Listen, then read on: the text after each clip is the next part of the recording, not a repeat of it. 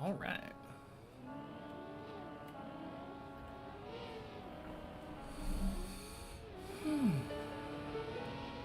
Happy Wednesday, everybody. Oof. Bonk.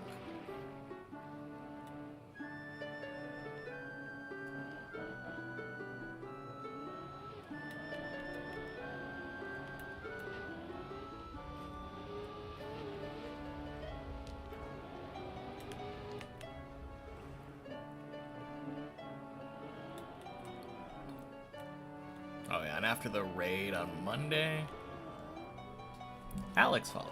So thank you for the follow.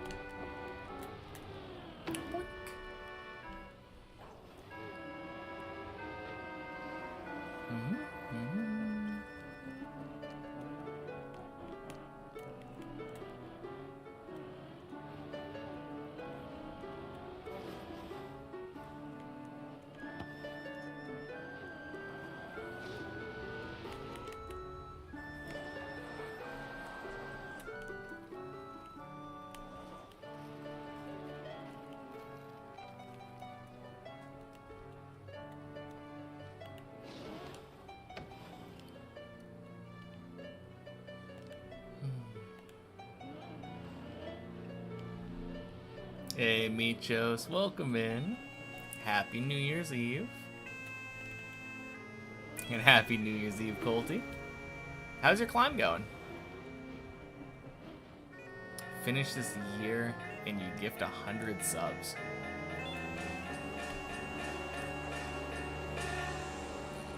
Alright. Little does he know, I've been playing the long con, waiting for this exact moment.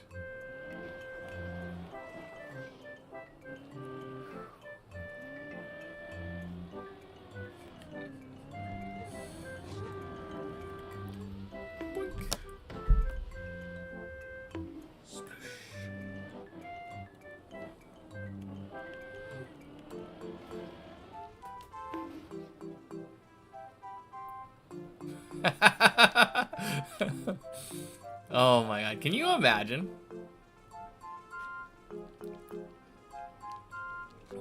Technically not impossible.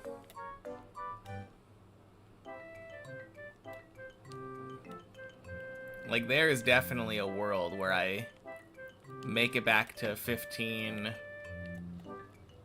I wouldn't even say that I would consider it lucky to make it to 16 from there. But then getting lucky and one-shotting floor 16 without having extensive practice.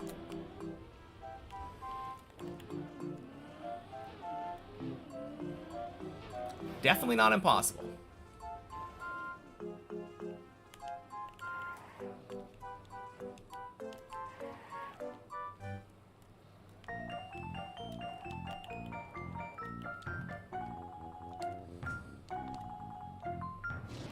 Snaport. Happy New Year's Eve. Welcome in.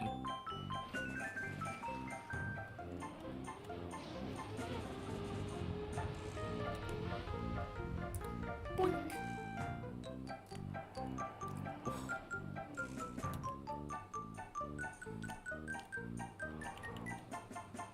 PB? Yeah. Relatively recently. Just over a week ago, right?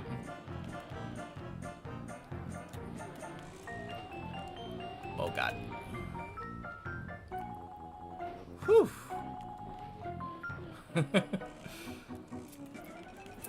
It was on the smaller end when it comes to PBs. But a PB is a PB. I was saying this like after I got that PB, but in reality, all I really cared about was getting to 15 again.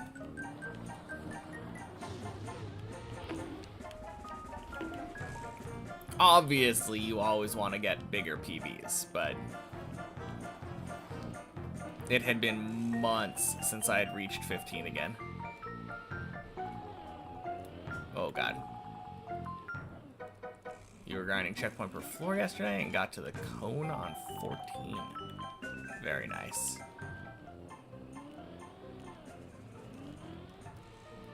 Ooh, gross.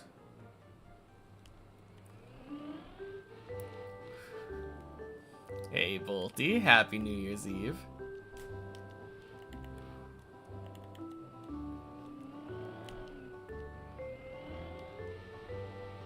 There we go.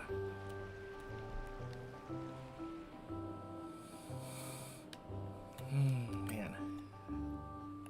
That jump's a little rough if you don't get it direct.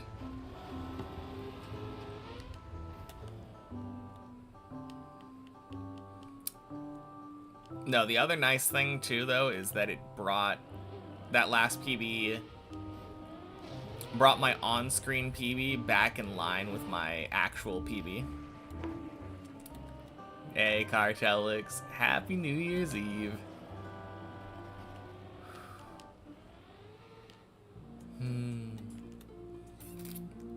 But yeah, for a while there, my PB was showing as my second to last PB.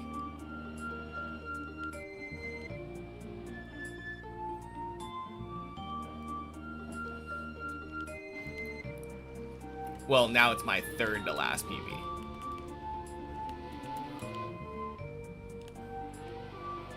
But it was showing the height from the cone jump on 14.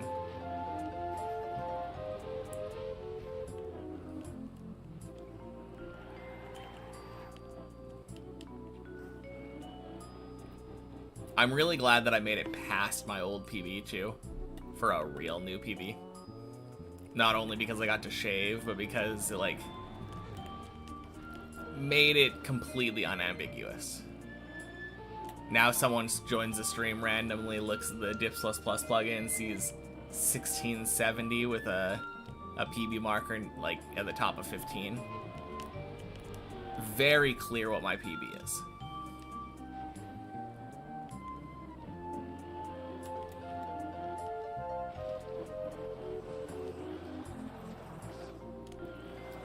Ooh, 07 Colty.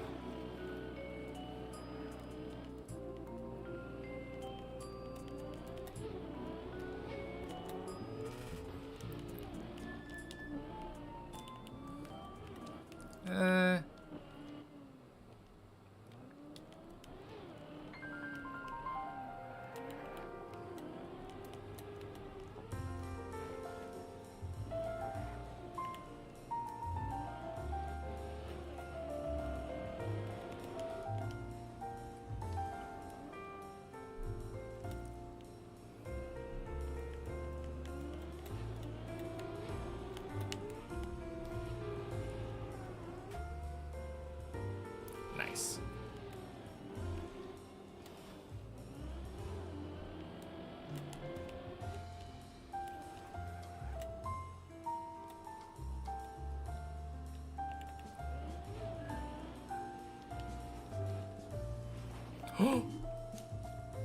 No.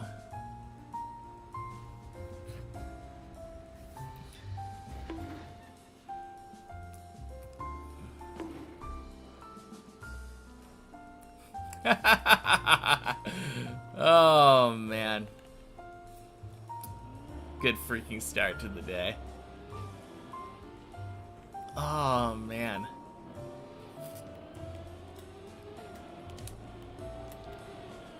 It has been a while since I got windowed like that. That is so uncommon.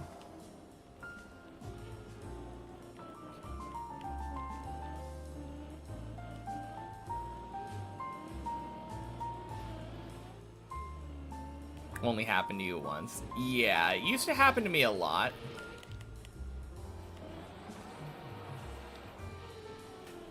But at some point I kind of changed up the way I was doing that jump.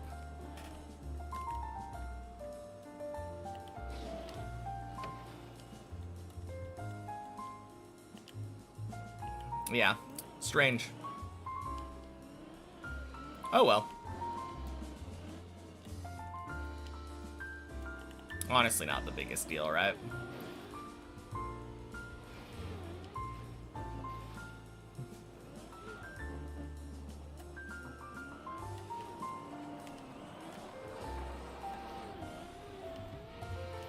I don't know, it is a little bit funny.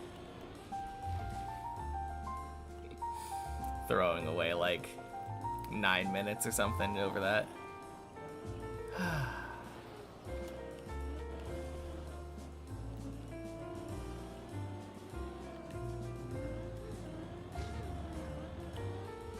Boink, boink, sploosh.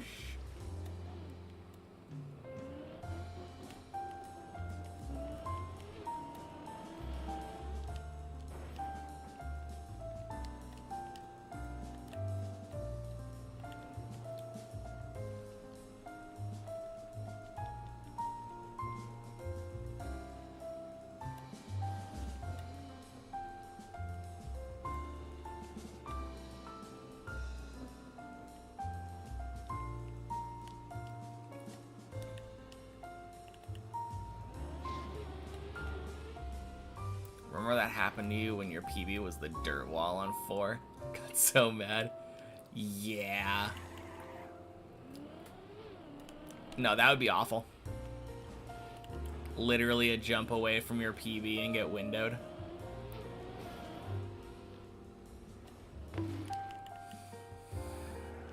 I feel like similar stuff has happened to me a lot.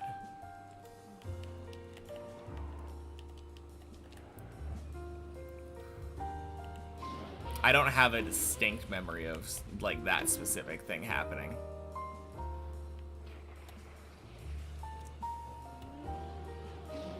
But especially at the beginning. Always had that kind of feeling.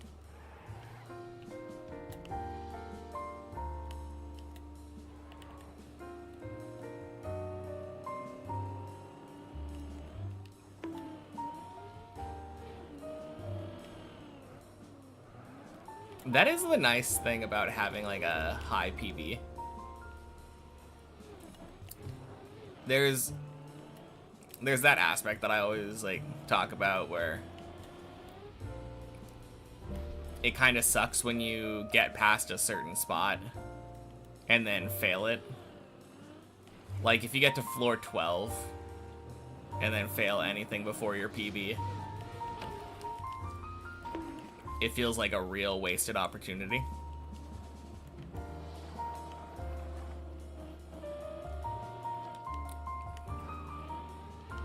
But on the other hand, I feel like it's just nice to get back up there in general. The scarcity of it.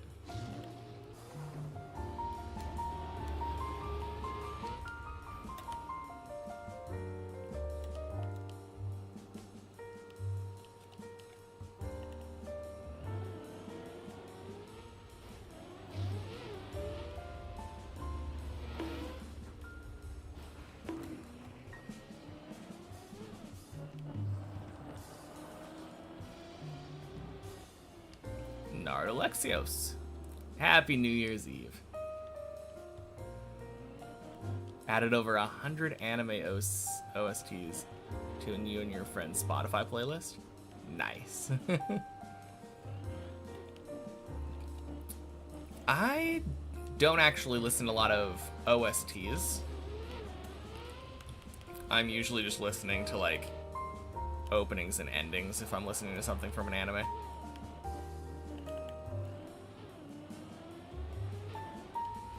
Anyone here from the future? Happy New Year, silly. Welcome in. Oh, that's what you meant? Okay, cool.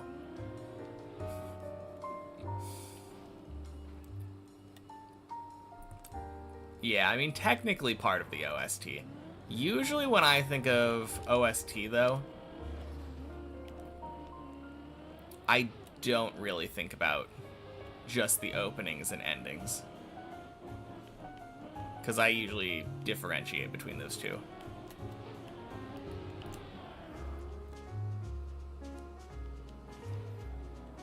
Also, OST stands for original soundtrack. There are anime that use songs that weren't made for the anime.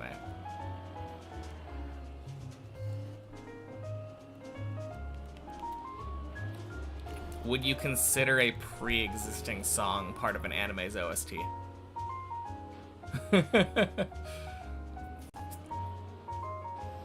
I think most people probably would, and I probably would too if I considered openings.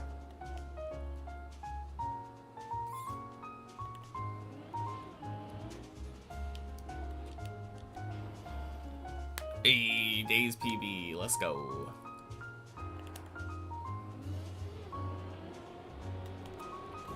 No, that's fun though.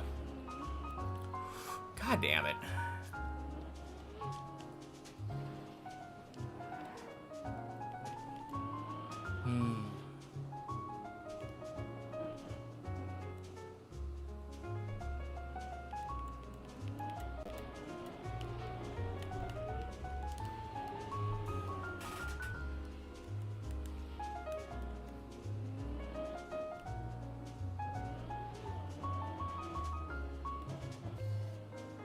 Imagine you're surprised hearing Limp Bizkit for Devil May Cry's opening. Or like any JoJo's ending.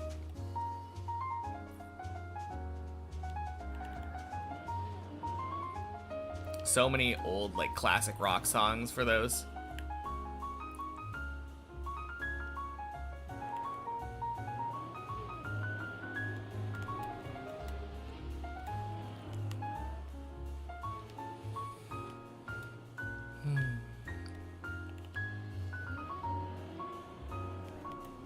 No, there are some interesting ones.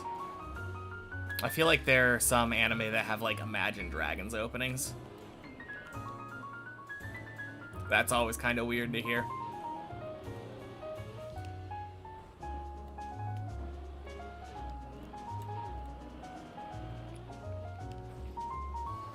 I think one of the funniest things for me was Solo Leveling. But not for the reason that you would think, because like Solo Leveling is a Korean manhwa,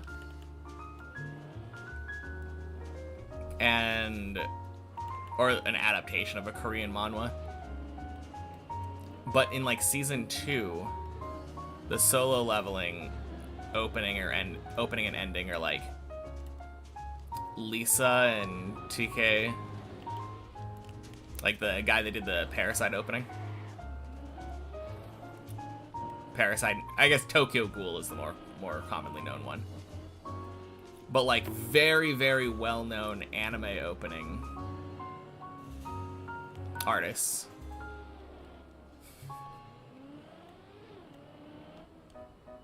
Happy New Year, Tom. Almost, at least here. Yeah, almost.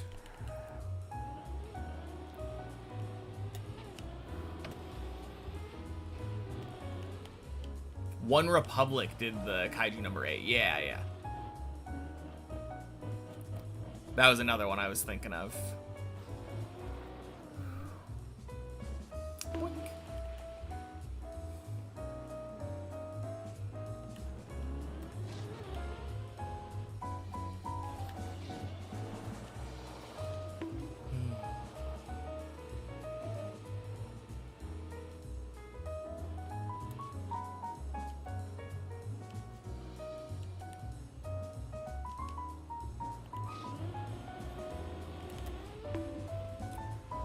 Boink. Sploosh. 4 hours away, you're gonna go out soon? Fair enough. Sounds like you got some fun New Year's plans.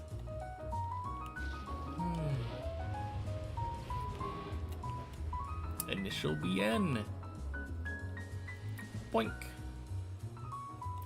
Happy New Year's Eve. Welcome in.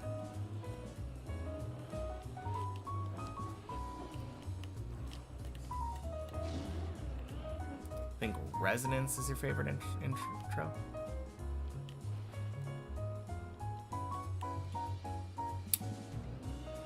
I wonder if I've heard that one.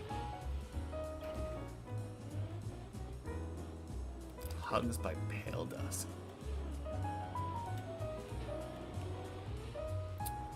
Yeah, I may have heard them.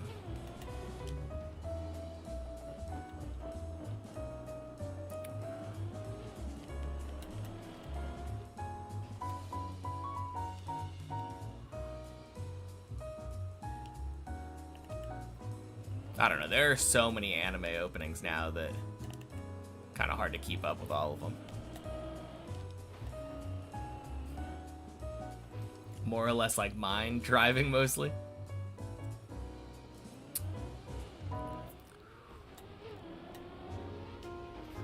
Well, hopefully you're not mixing mine with most people's, where they do drinking mostly.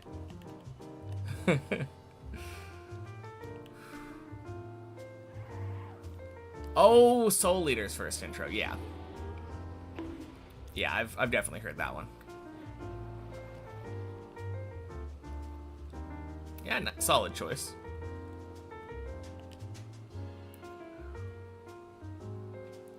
Man, one intro that I always go back to is the intro for Domestic Girlfriend.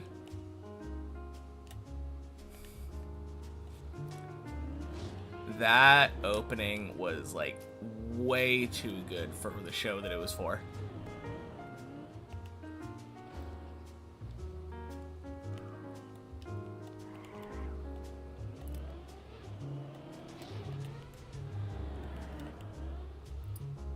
I think it's Crying for Rain. I always get confused because Minami has a song Crying for Rain and Waiting for Rain.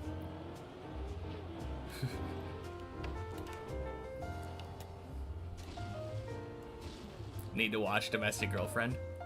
It's a better read than a watch. But yeah, I mean, it's short enough. Might as well. Ooh, almost bounced. Profitable night if you can't drink and have a 7-seater car. Honestly, I guess that's true, right? A lot of people be looking for Ubers tonight.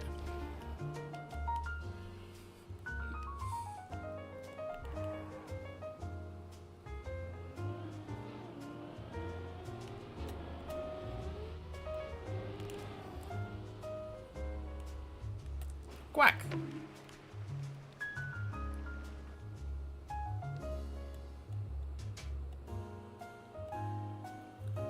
Higurashi and Charlotte as well.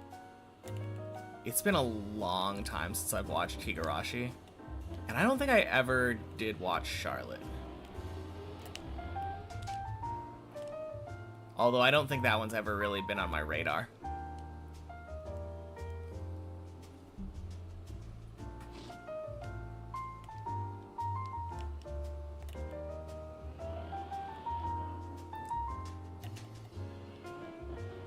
I did remember enjoying Higurashi when I watched it.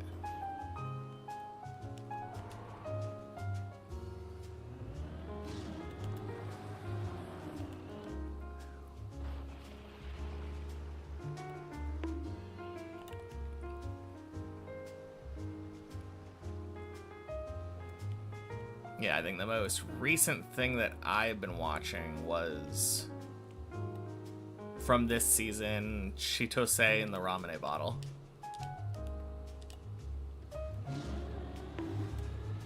Pretty good. Been enjoying it. Heard such good things about Charlotte. I actually have no idea what that show is supposed to be about, which is kind of surprising because I've been around long enough that I usually know.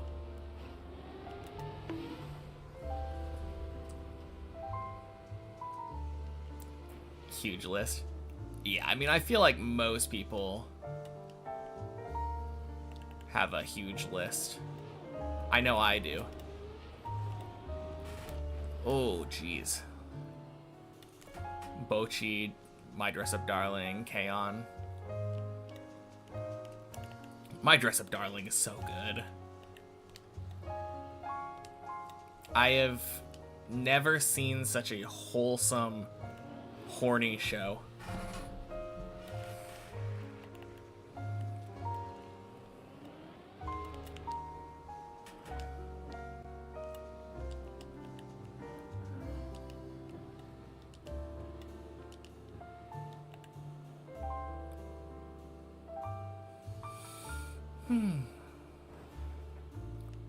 Boink.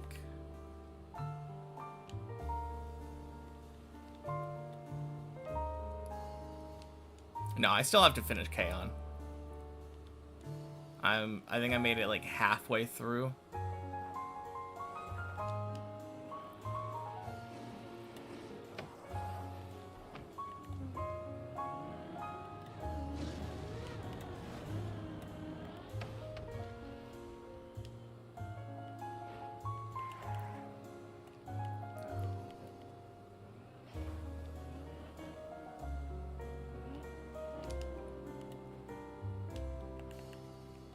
More willing to watch slice of life shows now after Lucky Star. Lucky Star was adorable. That's a classic that I haven't seen.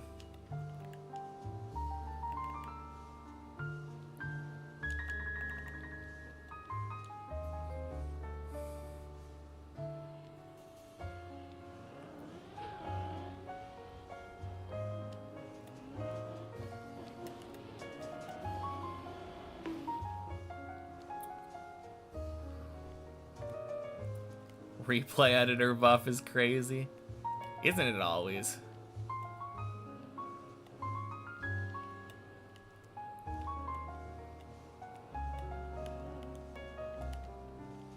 What were you doing in replay editor this time?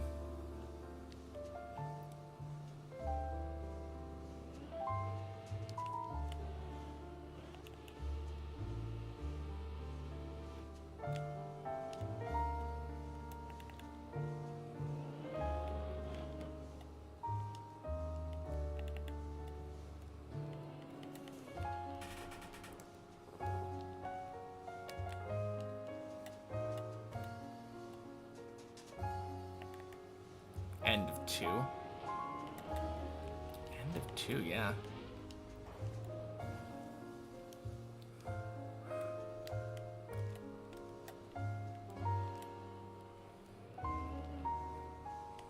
Failed it 3 times already. And then, of course, you go into replay editor and instantly get it like 5 times in a row.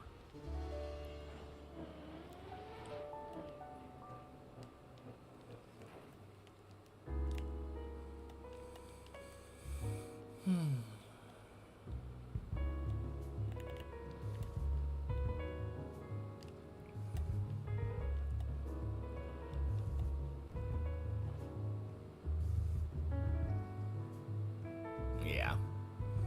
Always how it is. Hey, Woderick, Happy New Year's Eve.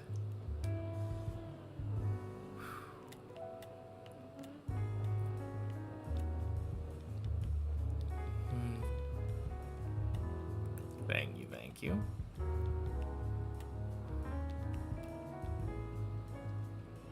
And Happy New Year's Eve, Tomasis.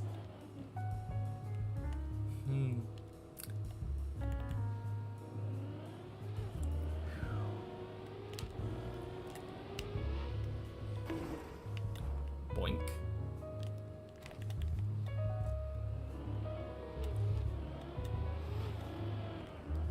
Any goals after I finish this?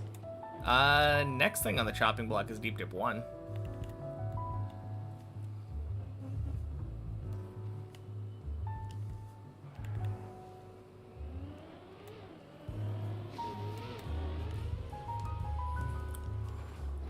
Oh my god. That was so close to being dead.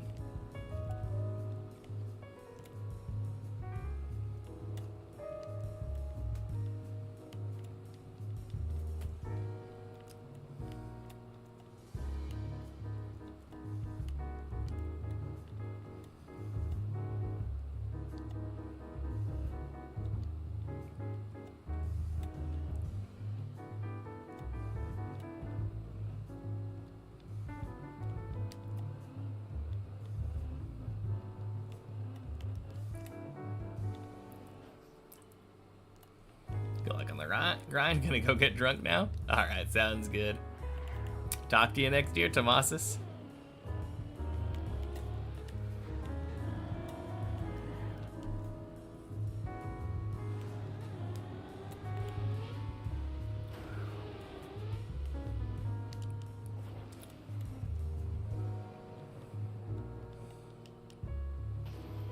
Yeah, yeah, yeah. If that, 20% of my Deep Dip 2 time would still be like 400 hours. Like 400 or 500 hours for Deep Dip 1. Wouldn't surprise me if it took less.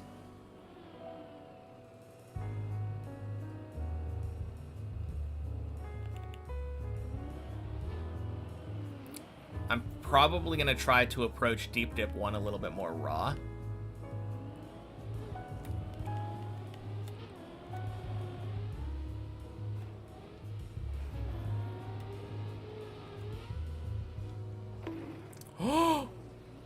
Oh my god. What? That was a weird bounce.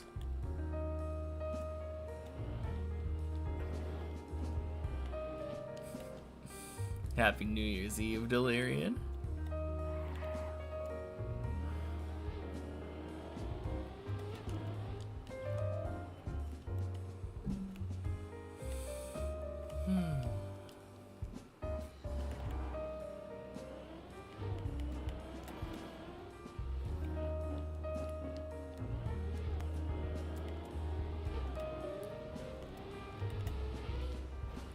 There we go.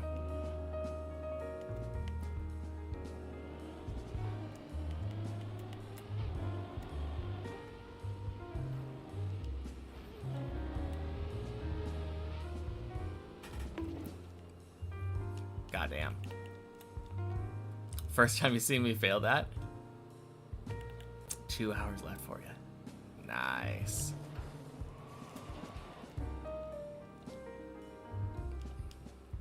No, I fail that relatively frequently.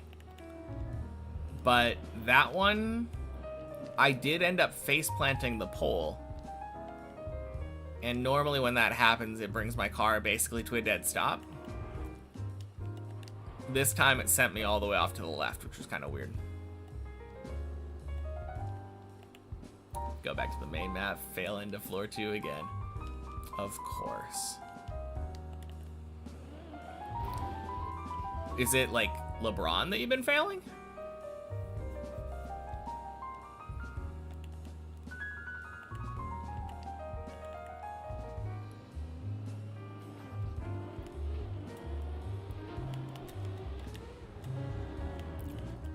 LeBron and the jump before, like the pipe jump.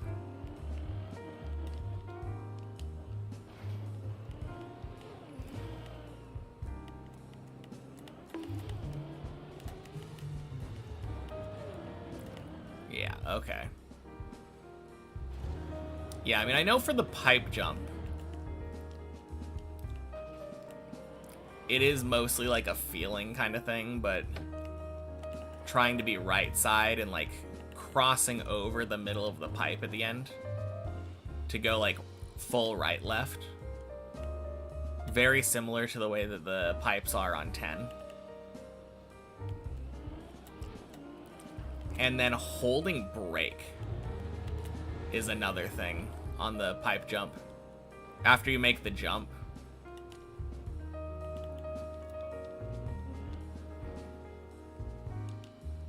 holding brake for like that easy grip.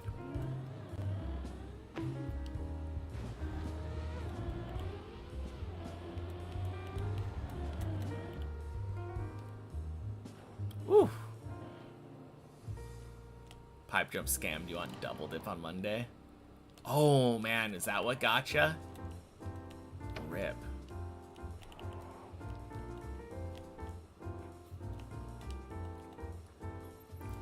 It's kind of weird though. Those two jumps are two of the most, like,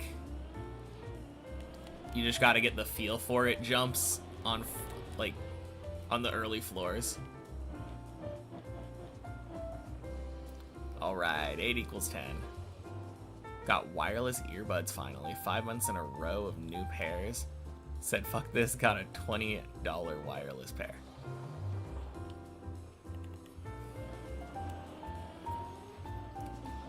I assume you were somehow spending more money on many expensive earbuds. Because $20 feels like really cheap for a pair of earbuds. Lost the feel for those jumps after not playing the map for almost 5 months. Yeah.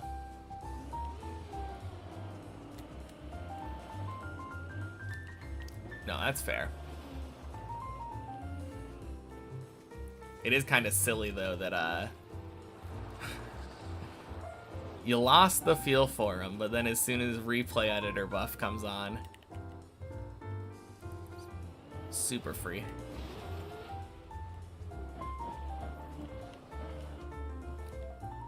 Oh, God.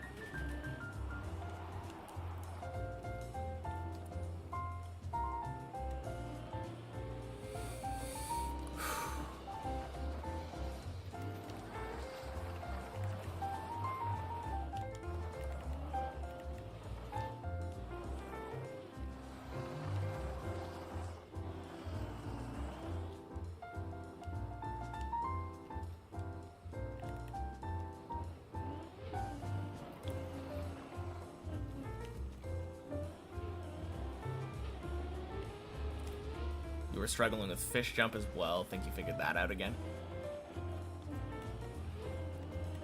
No, floor 2 definitely has a lot of those kinds of jumps. 10 each for wired, but 7 pairs in 5 months compared to the wired ones that will last. Wireless ones that will last way longer. Oh, okay. So you were buying even cheaper earbuds. Fair enough. Hopefully the 20 buck pair works better for you.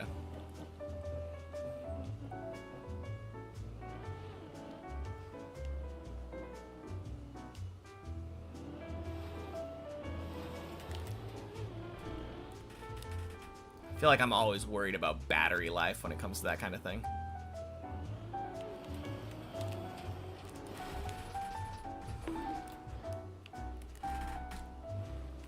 No, you're fucking kidding me. God damn it. Happy New Year's Eve, Denny.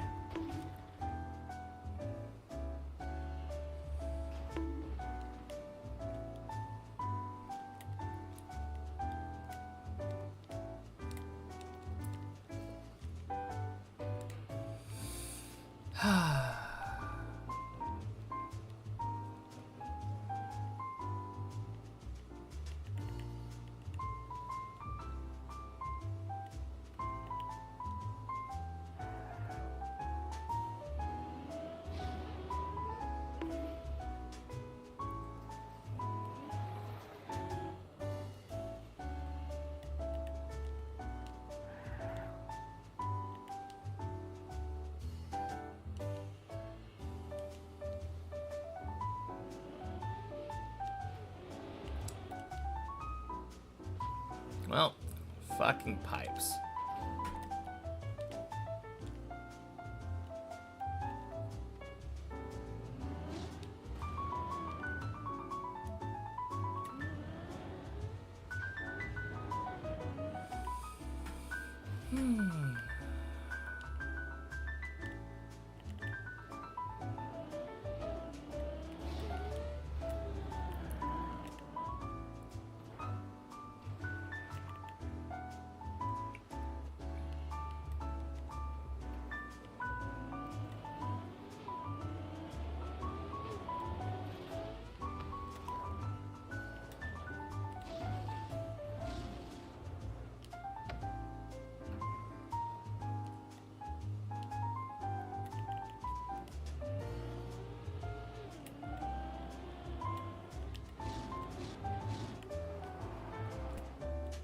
Pop songs don't make sense anymore. How the hell does a song about a chick wanting to ride her bike get so popular?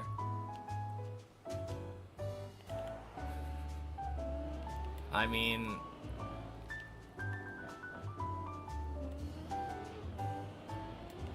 I don't know. We don't really have, like,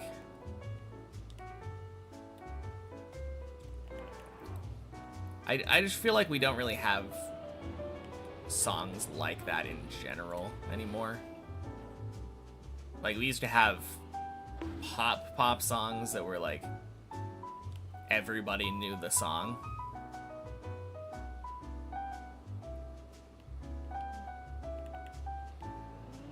I don't know.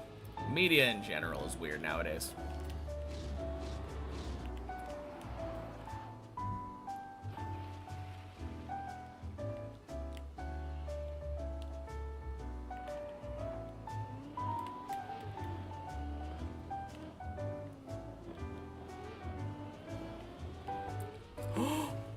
Fuck!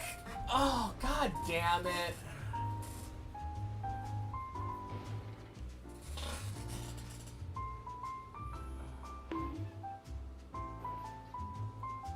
Oh, wow. And it goes nowhere. Okay.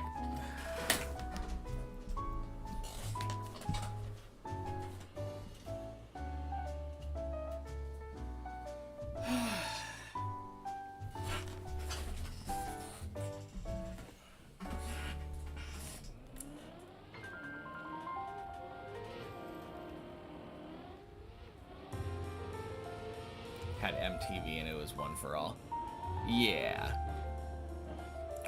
Also, I feel like nobody listens to the radio anymore.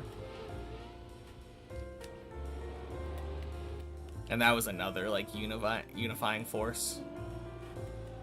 It's very easy to just put on a radio station and hear whatever was the most popular thing at the time.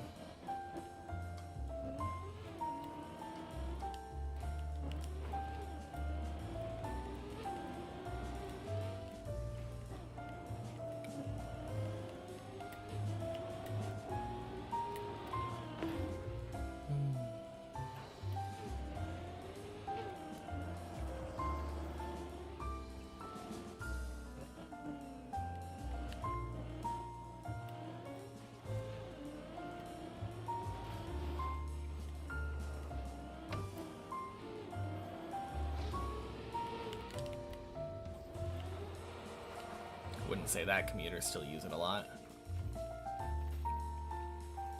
I don't know. I think I don't agree. I mean, some people for sure, but are you really trying to argue that it's more common for people to listen to the actual radio than just to put music on that they want to listen to from their phone?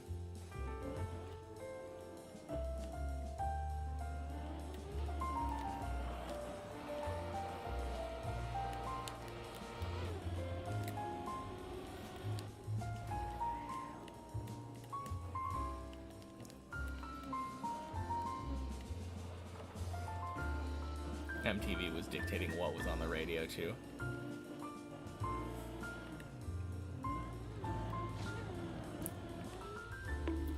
Probably. That's what I'm saying, though. I mean, I did use hyperbolic language, saying nobody listens to the radio anymore. But obviously, when someone says nobody listens to the radio anymore, they mean there has been a significant drop in people who actually listen to the radio.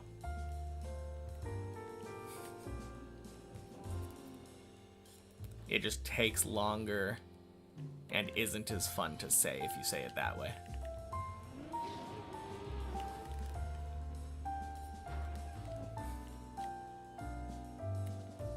Always thought MTV stood for mature TV and not music TV. Because he found it after they stopped airing music videos. Yeah.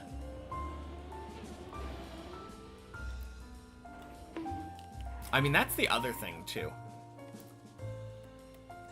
People, like, with the advent of streaming, both for music and for, like, shows and movies and stuff, people don't really use the traditional forms of, like, media nearly as much.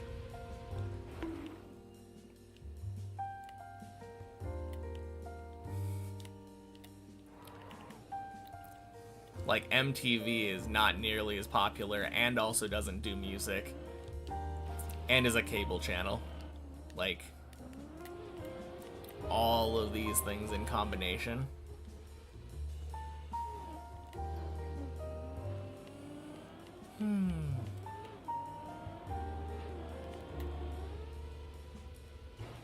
Congrats on the new PB. Thank you, hallowed be thy name. Happy New Year's Eve.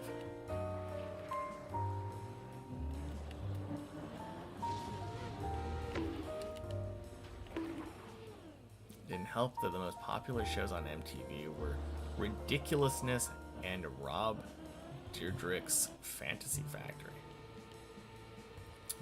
No idea what either of those things are. Highly adult shows. Yeah, I guess that would make sense why you'd think it would be mature TV.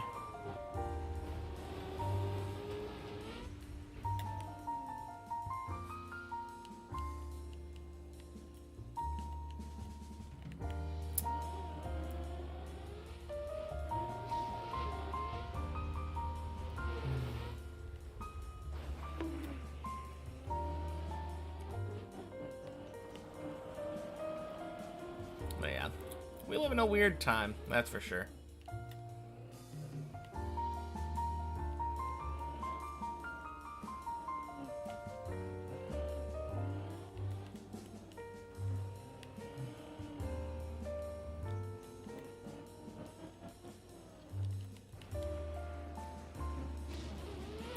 Thank you. Oh. Gross.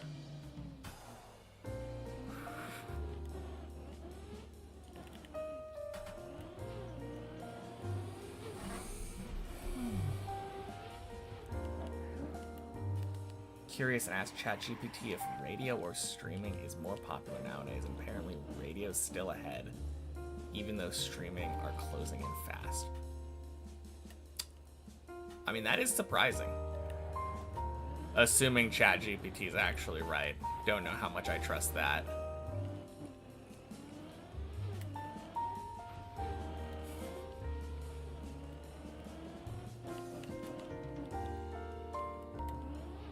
I'd be curious to know, like, what that's pulling from and what definitions are used for streaming. Fucking plastic.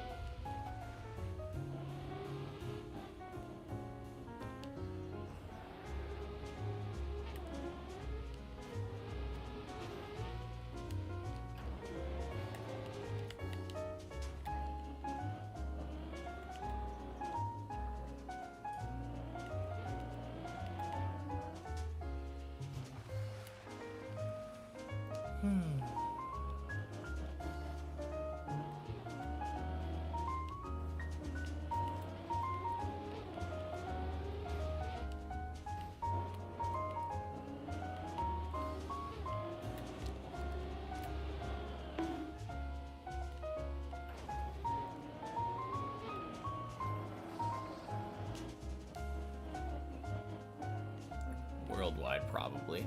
Yeah, I guess by region it would also change, but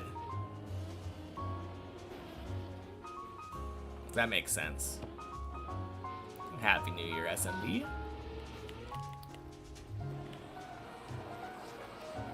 Complexity scans all of the internet, looks for the most common things said about your question for the most accurate answer.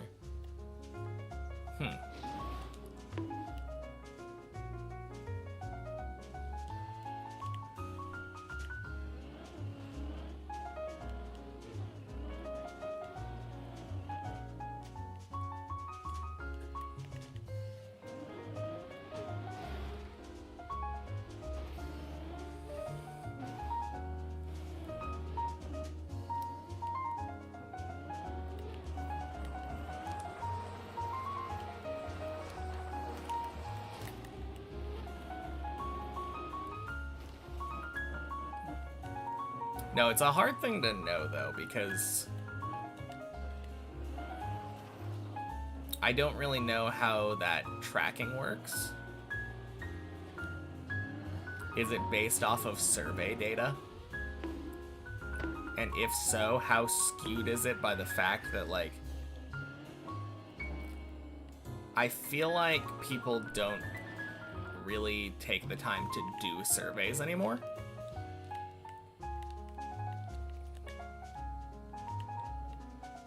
So I feel like if you're in a group of people who would be willing to fill out a survey, in my mind it feels like it would skew towards people who would be more likely to use radio.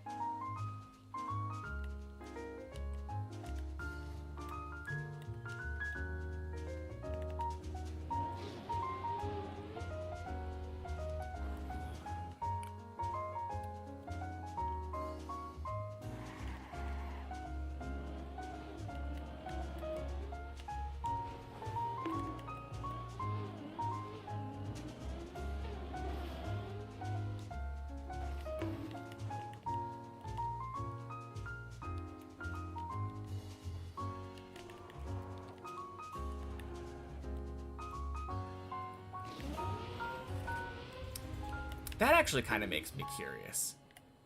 So, when you're watching YouTube, occasionally, like, if you're not using an ad blocker, instead of giving a traditional ad, YouTube will give you, like, a survey saying, like, what's the most relevant to you or whatever.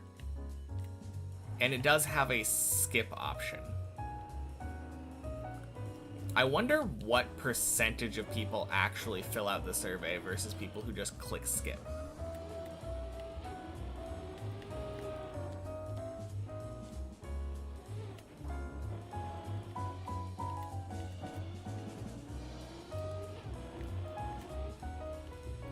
As for me, I think I have clicked skip, like, every time.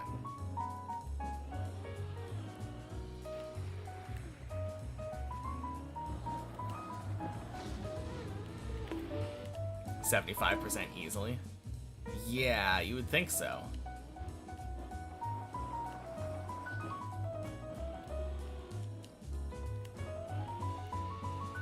I don't know, that number seems very made up.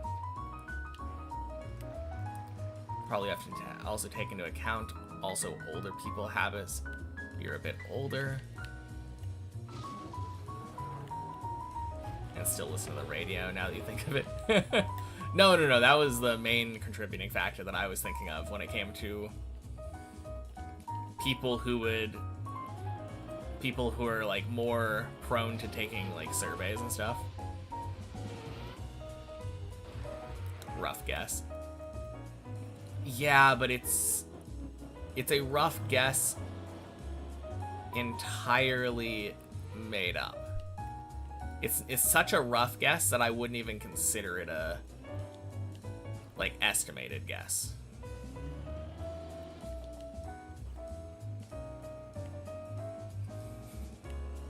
At that point, you're more likely to just say like probably more than half.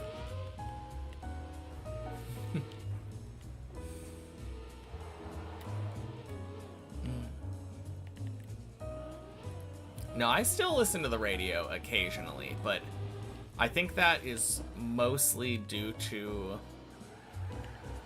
not having an unlimited data phone plan. And occasionally I will run out of data before the end of the month when it refreshes.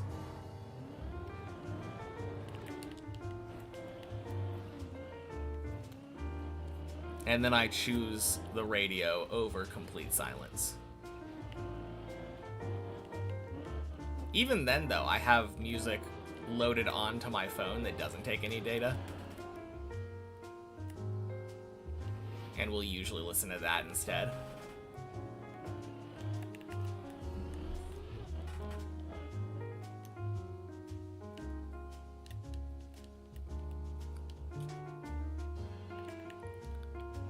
I'm a little bit skewed, though. I feel like even before times where I had like a phone that could stream music or anything like that, when I was choosing music in the car, I would always listen to it from like my MP3 player.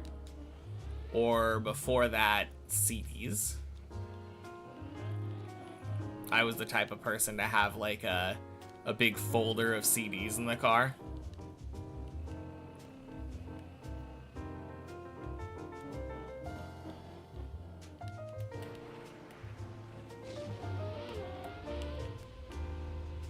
Happy New Year's Eve, Dangus.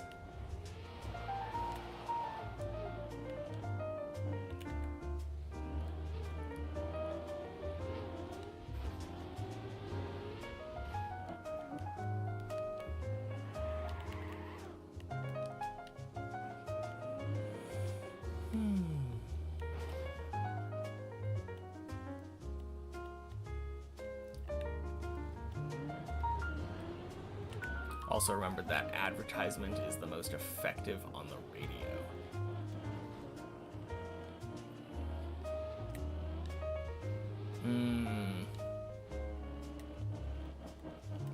I don't know.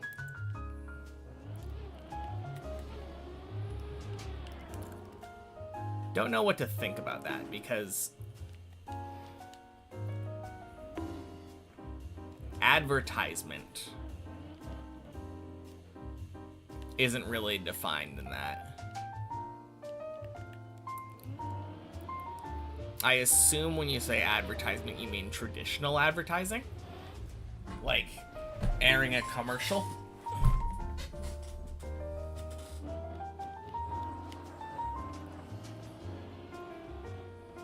Because there are constant advertisements in our everyday life.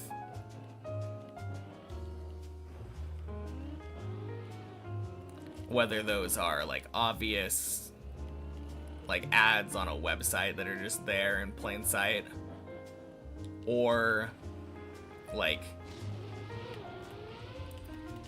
a person drinking a Coke in a movie.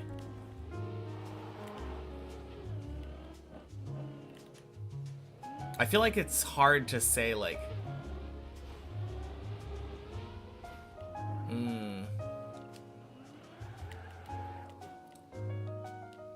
You had 4 CD folders in yours? You feel so old. I had one of those, like, long double. No, that's not true. My dad had one of those long double folders. I always kept mine more compact to one of the single disc folders that only had 1 per page.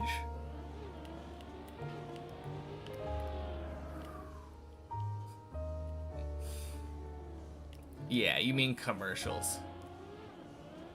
I'm curious if there are any stats for that. Hey, Ducky, Happy New Year's Eve. That being, like... I'm thinking about... In that new-ish now, I guess, Power Rangers reboot movie, wasn't there, like... a very obvious product placement scene where they all like met at a Krispy Kreme or something? I wonder how many people went from, like, if there is information on like the amount of people who bought Power Rangers tickets versus the amount of people like, or like if those same people were likely to go and like get that business's product afterward.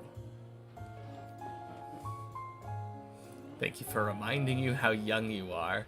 Only 22 there. Yeah, I mean, at that point,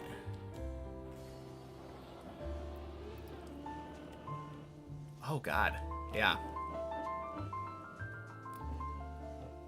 I feel like it's been about 15, 20 years since MP3 players / smartphones were like big and mainstream. So it's basically been your entire life. That's kind of crazy.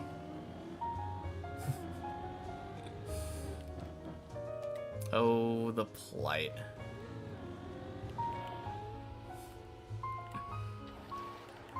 not having all of the stuff at your fingertips.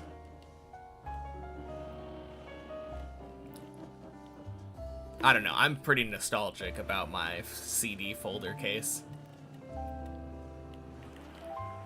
Oh shit, do I actually have it? I think I have it here. Also, I don't know which bad English you're referring to. I wouldn't say it's bad, I think imprecise.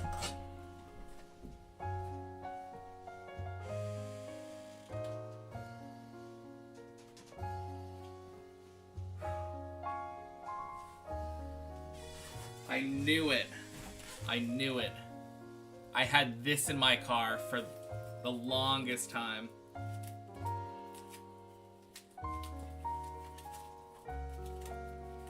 Of course. And the first disc in there is a random burnt mixtape type disc. I have no idea what's on that.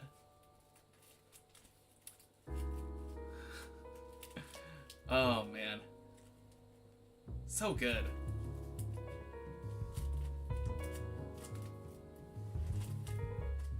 So much nostalgia.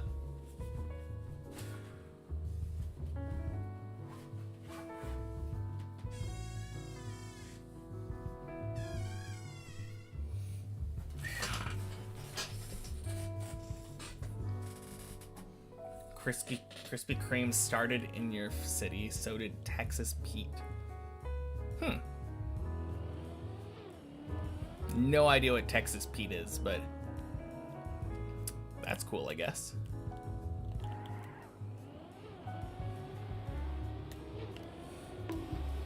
A hot sauce. Okay.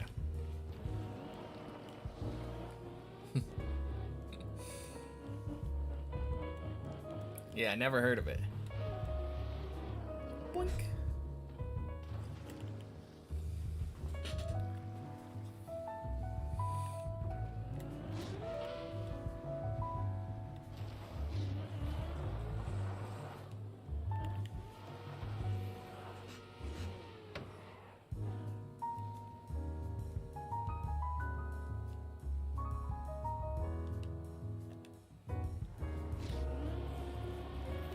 Now, you know the commercials that are most effective on me, though? They're always YouTube fast food ads.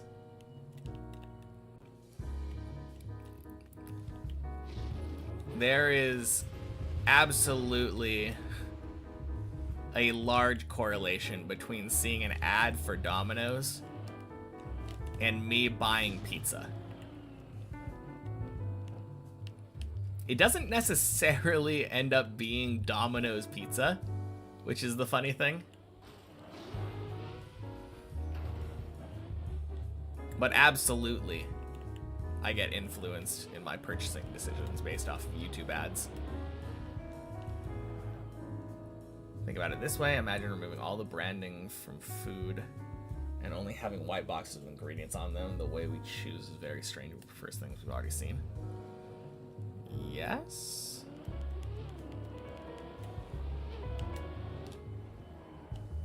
I don't know how that is relevant to the conversation we were having.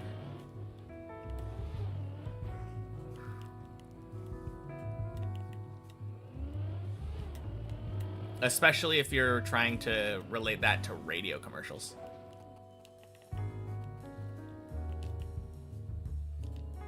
Because you, believe it or not, cannot see the brand, like the logo, for a radio commercial.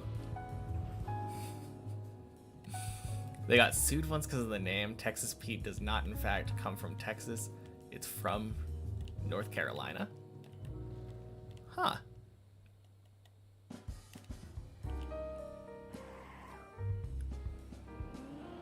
Who could sue them for that? Texas? The state of Texas sued the hot sauce company? That seems silly.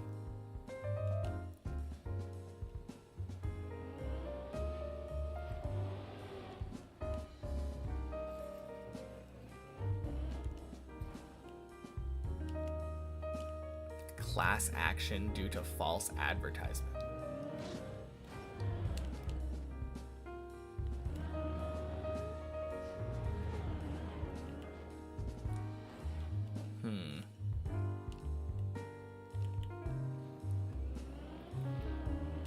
So a bunch of people were angry because the hot sauce did not, in fact, taste like the state of Texas.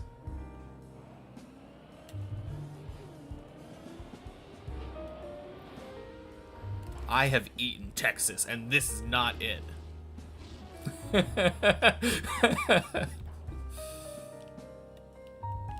Didn't go anywhere, but it happened, yeah. I don't know, that doesn't surprise me. People get upset about the weirdest things. I know it didn't come from Texas, that's what I'm saying.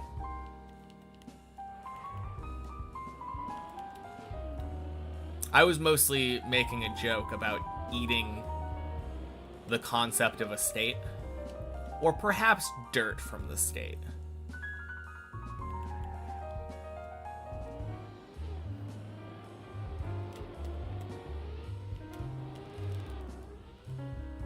And quack.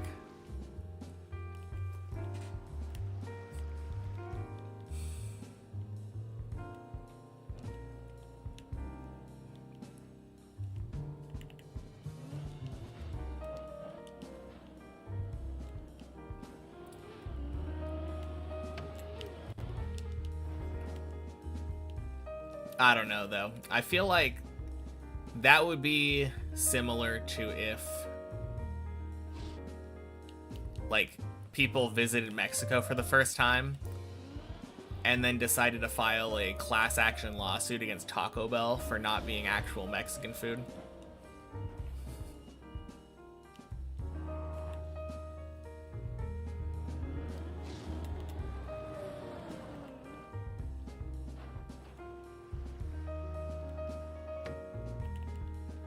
Happy New Year, Quack. Happy New Year, Quack, to you too, Jan. Ooh.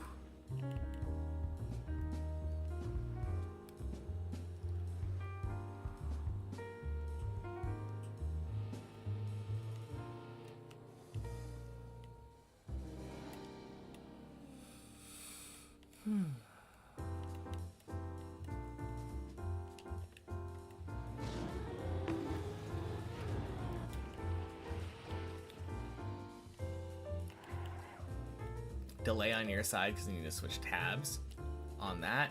Thanks for taking the effort of answering to the only boomer on YouTube. Oh, man.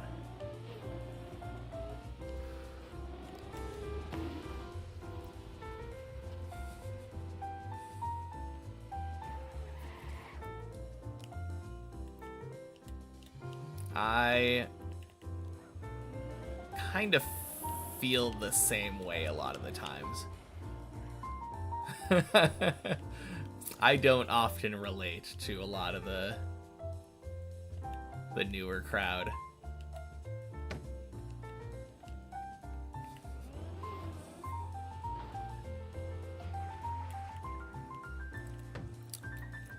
And I will apologize for being as pedantic as I have been being during this conversation. I think, for me, it felt like the most fun way to think about the topic at hand.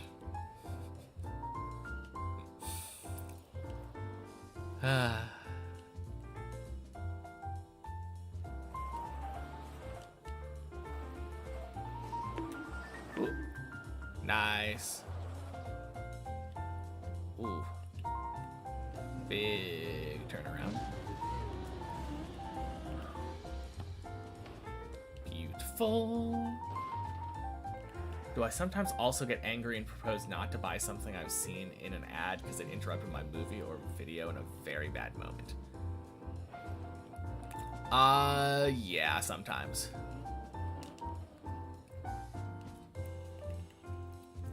Luckily, usually I'm not watching in a way where I could possibly get interrupted. like, I'm a big advocate for ad blockers, just in general. So usually I'm not getting mid-roll ads. And usually if I am getting mid-roll ads, it's because I'm on my phone. And I don't have a good ad blocker on my phone. Or any ad blocker, really. I'm just using the default YouTube app. So if I'm watching a long-form YouTube video, I am kind of already in that mindset of expecting to be interrupted by ads every like 5-10 minutes.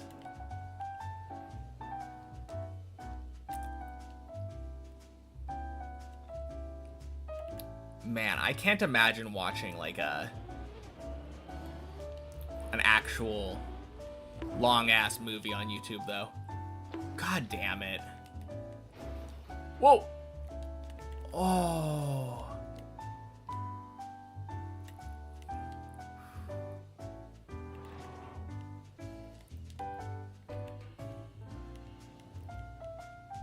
Alright, that should be good.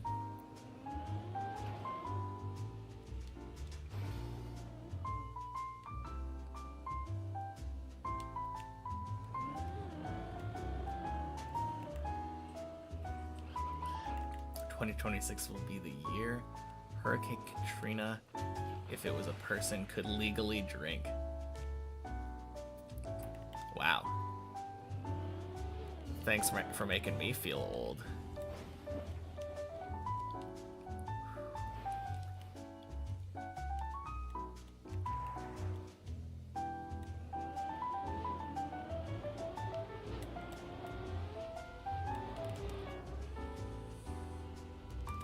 Quack.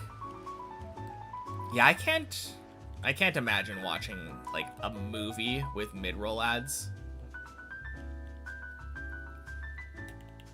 I'm sure I've done it.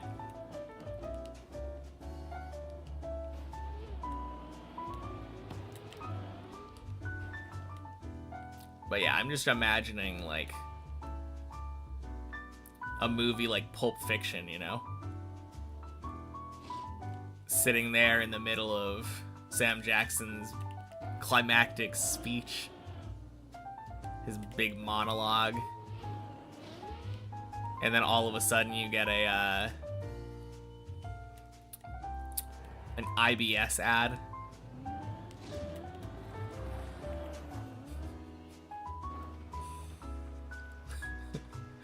I double dare you, motherfucker. Say what one more goddamn time.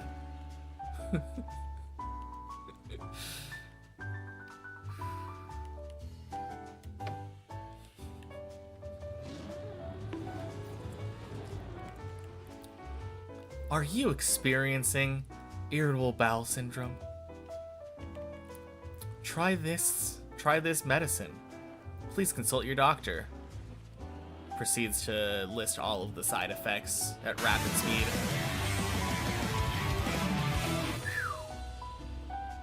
Holy wowza.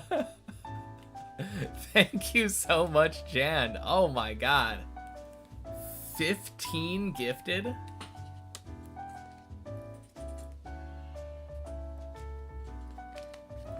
What a freaking legend.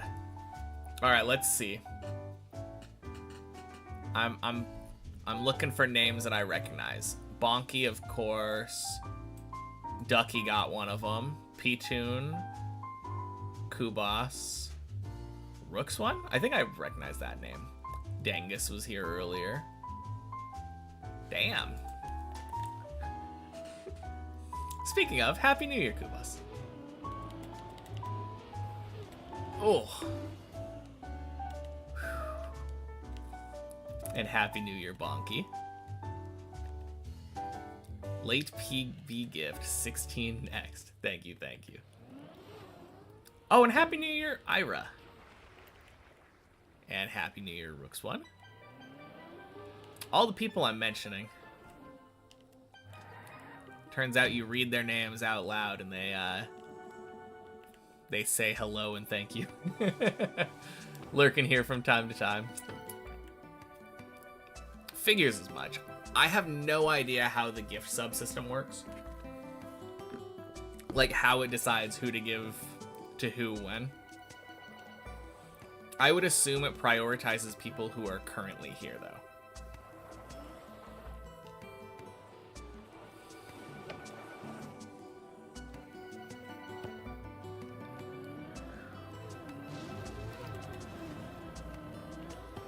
You receive gifts all the time. Yeah, it's really funny. I keep getting gifted. Let me just look real quick.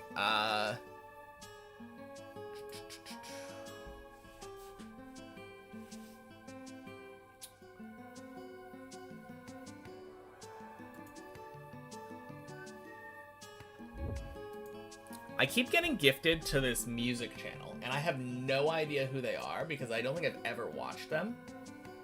It's Liv Harris. Really weird. You've heard that more watch time equals higher chance. Also, Happy New Year's Eve, Krogren. Random, and it's the people in chat that follow? Really? I mean, I think that probably would increase your chances, for sure.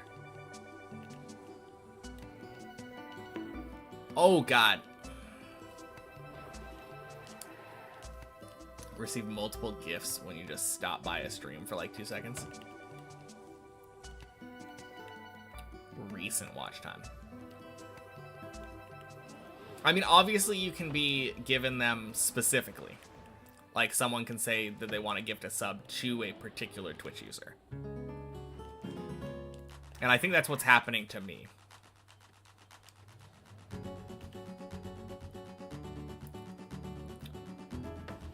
But yeah, random number generated would make most sense to me.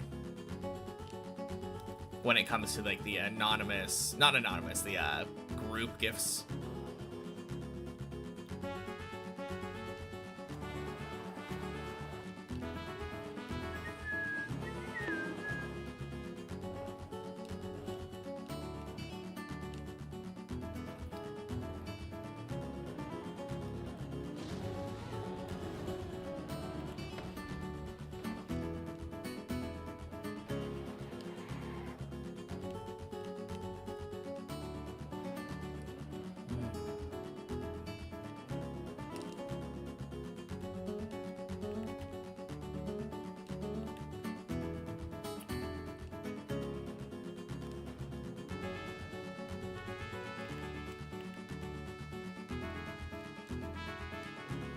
Oh, that's not good. That should be good.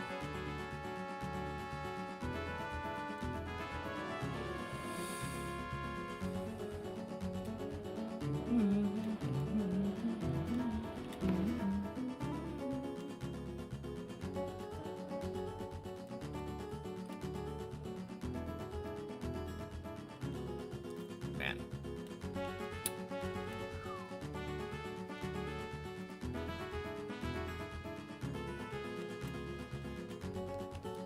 Good save.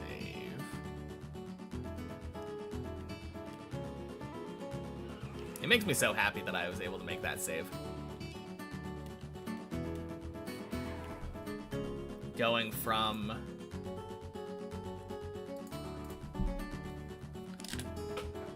basically right here on floor 8 earlier to making it back here.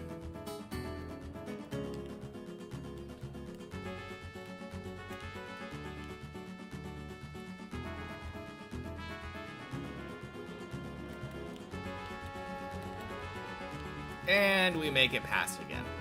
Oh, wow.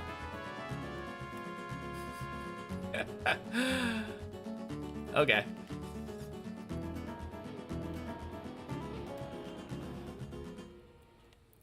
Oh, speaking of ads that make me irrationally angry. Actually, I don't know if it is irrational or not. You'll have to tell me. But the thing that gets on my nerves the most is the... Well, there's two things. One of them, anytime politics season shows up, and I start seeing random fucking ads for politicians, that is not why I go to YouTube. Although this doesn't have anything to do with interrupting the video. It's just, disgusting. No, the other thing, though, is boring ads. There are so many ads that are just a voice talking over a still image.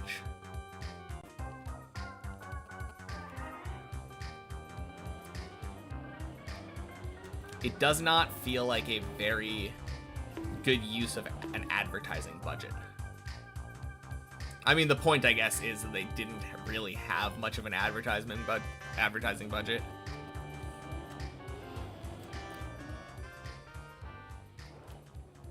But, like, make your ad memorable if you're gonna make me sit through it. That's all I ask.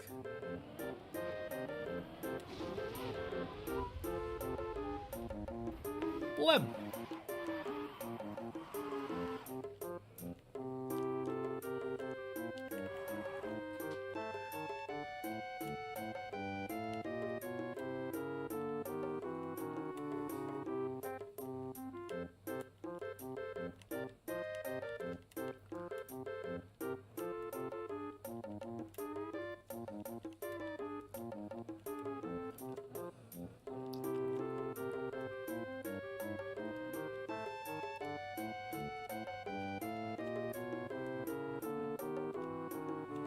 Actually, now that I think about it, that would be a really funny ad.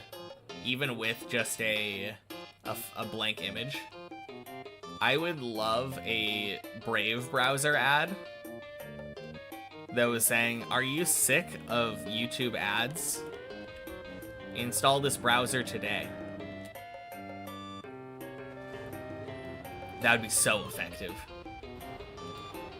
Also, Happy New Year's Eve, Greek Dude and Raimi.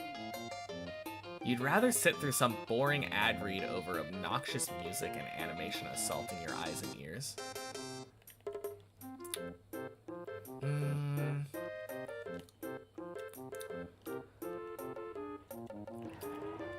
I mean, yes, if the ad is obnoxious, like, obviously, boring is better than that, but...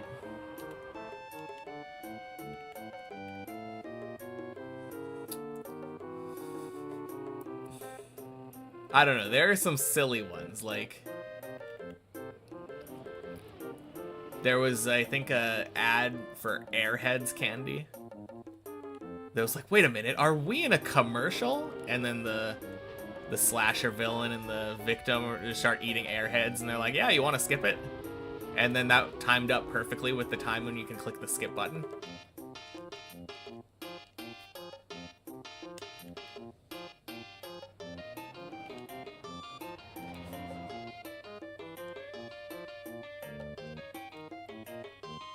Kind of like that.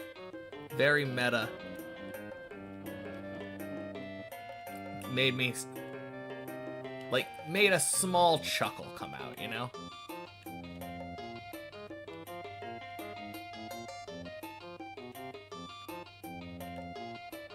Could also be the one McDonald's ad.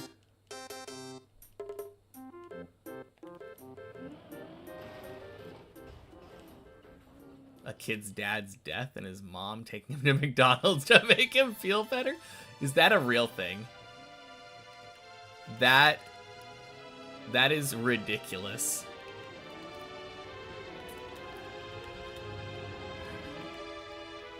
Airheads commercials were great, but you're talking about something like that Grubhub thing or whatever that got memed on a while back.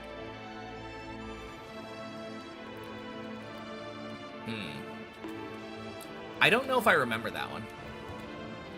Or if I got advertised with that one. No, you know one of my least favorite, like, types of ads, though? I hate the ones where it's just some random, like, social influence person talking about the product. The one that comes to mind instantly for me were those stupid fucking Dave's Red Hot Chicken or whatever. Dave's Hot Chicken. I think I was mixing it with Frank's Red Hot. But yeah, those Dave's Chicken commercials were so dumb.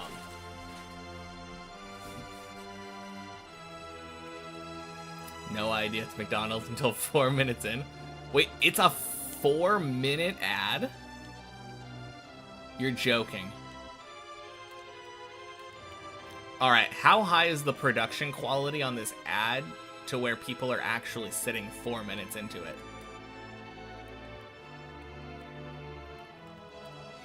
Hey, Ruler. Happy New Year's Eve.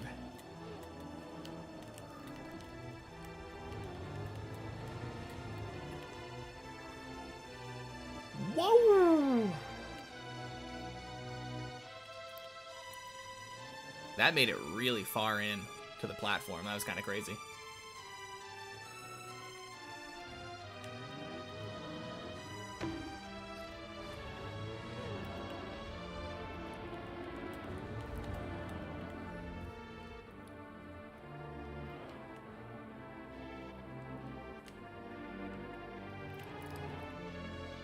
Chris Pratt, can we take a moment to pray ads always anger you? I don't think I've seen those. Man. You know which ad always made me laugh? Like, way too much? I kinda loved the CeraVe commercials with Michael Cera in it. It was just so short and so dumb. Oh, man. Not because religious things itself, you just hate when it's shoved down your throat like the ads do. Yeah. I mean, that, to be fair, feels like most religious things. Religious things love to shove themselves down your throat. 8 equals 10.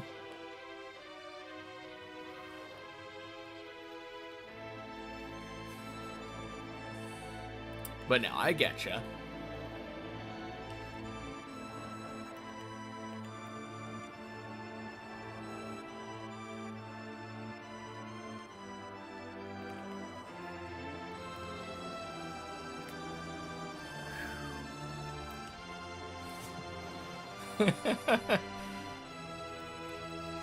Hey, I'm not taking it back.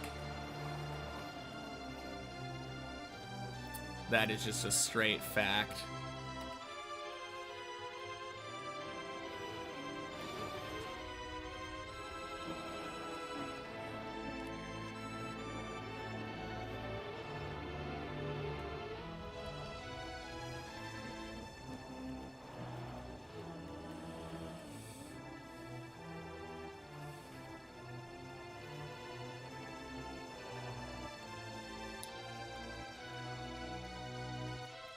I swear there's some Catholic priest joke in there that I missed out on.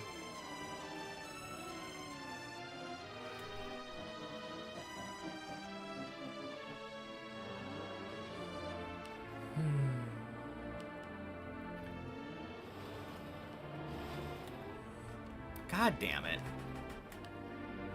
God damn it. Fucking pipes.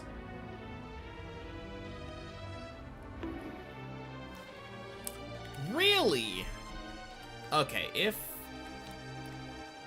Ugh.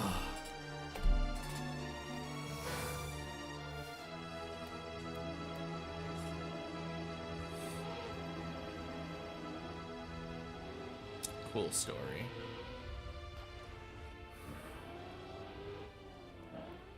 Yeah.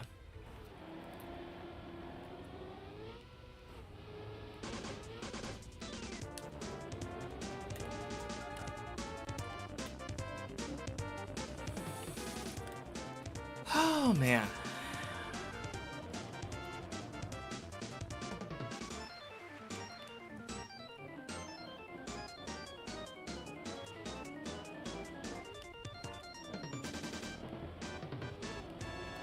Well, we go again.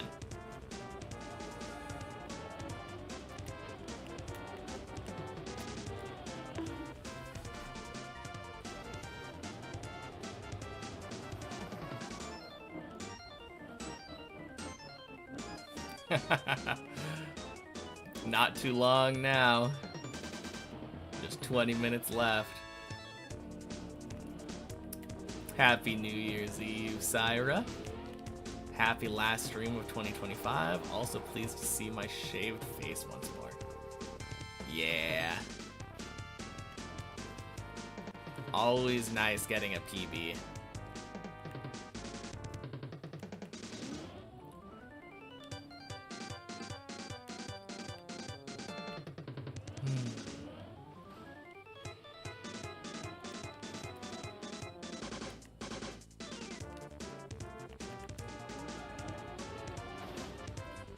But yeah, I'm excited.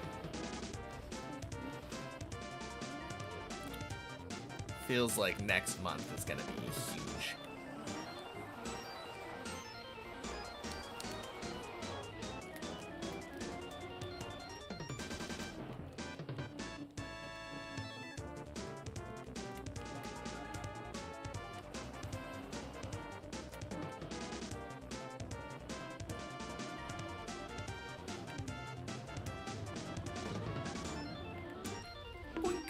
Boink. Sploosh.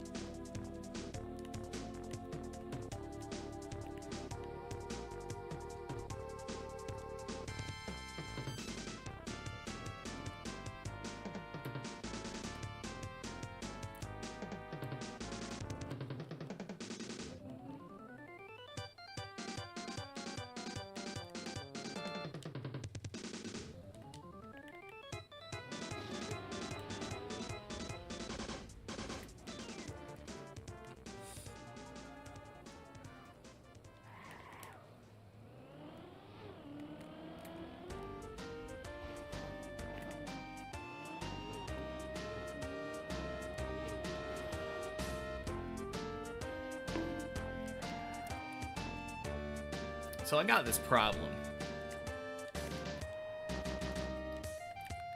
There are often times where I feel like, oh, I should go practice this bit.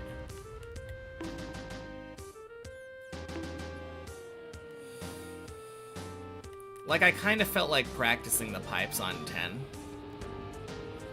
But every time that I ever make a dumb fall like that, I always click the respawn button and then just go, go, go. And by the time I've cooled off enough to think, oh, I should practice, I'm already far enough up the tower where I don't want to respawn.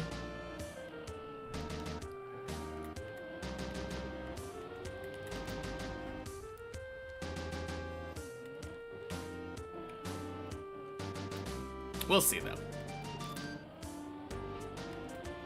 If this run goes to, like, floor 4, fails Tony, floor gangs, I'll probably go practice those pipes.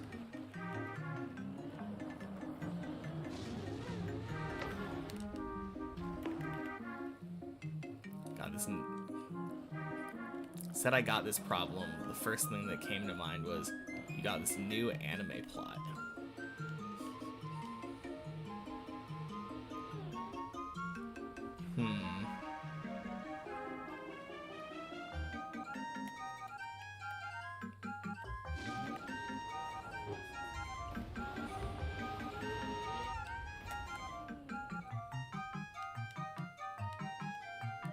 I feel like I could not think of a new anime plot to save my life.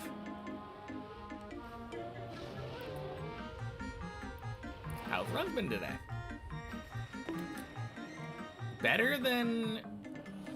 Is it better than Monday? It's been weird. Roughly equivalent to Monday. But... meant the meme. No idea what meme you're talking about.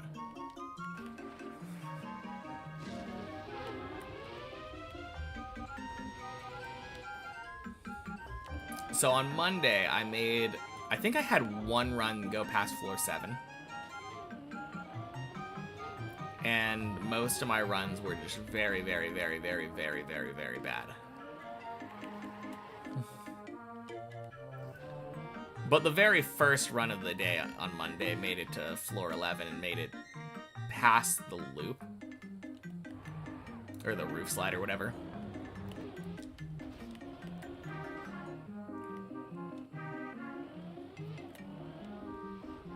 But today I have failed on the pipes twice on floor 10.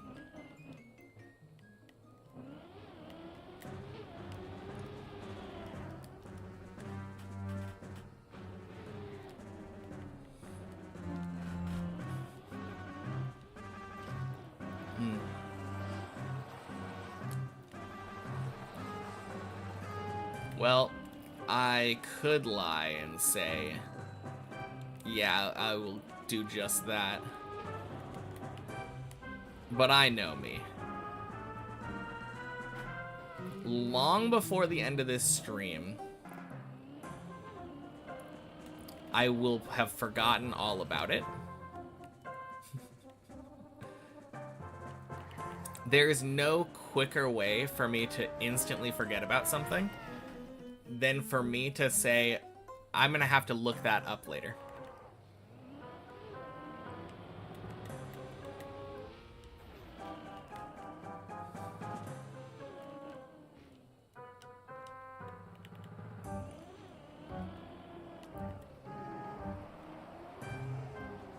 No, it's really funny how often that happens with me and my girlfriend in the car.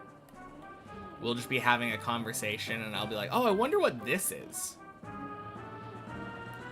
And then instead of looking it up in the middle of our conversation, we're just like, yeah, we'll look it up when we get home. We never do. We never do.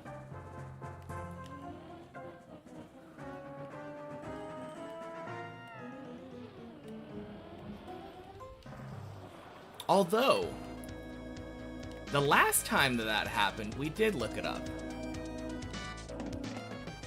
Funny thing.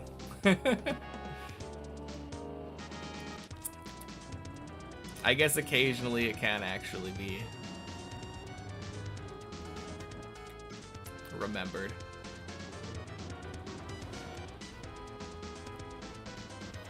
For anyone curious, the question that we needed to look up was entomology versus etymology. One of those is the study of insects, and one of those is the study of word origins.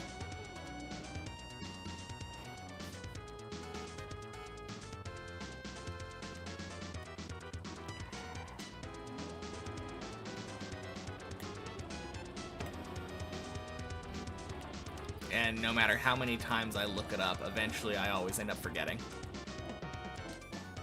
At this moment in time, though, I do know that entomology is the study of insects.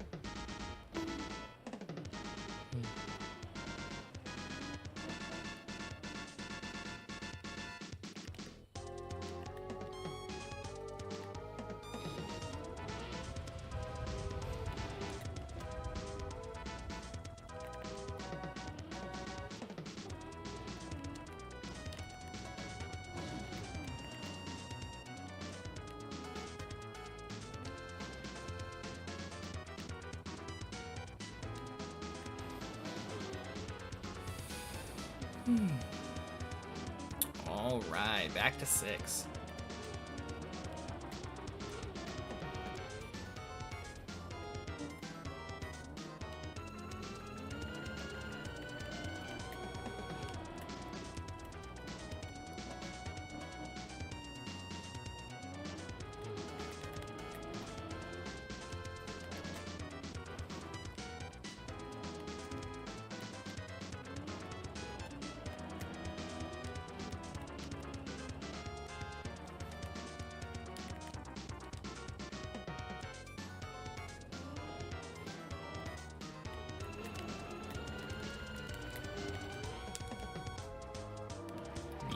cool.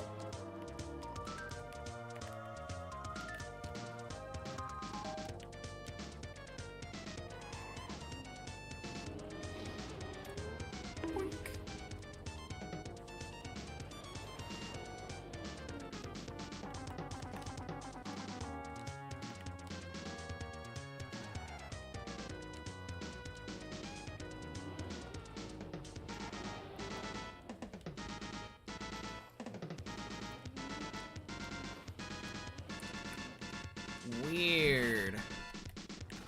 Yeah, that was a strange bounce.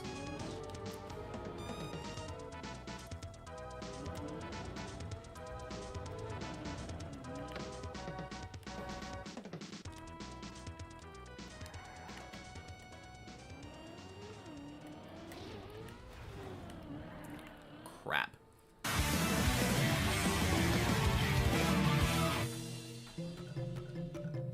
I don't like Monda. Wait, wrong idea.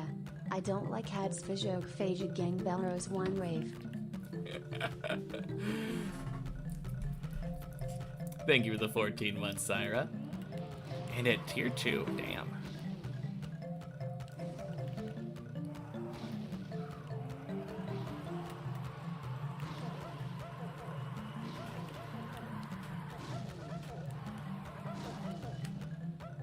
Uh-oh. Happy New Year's Eve, Jorios.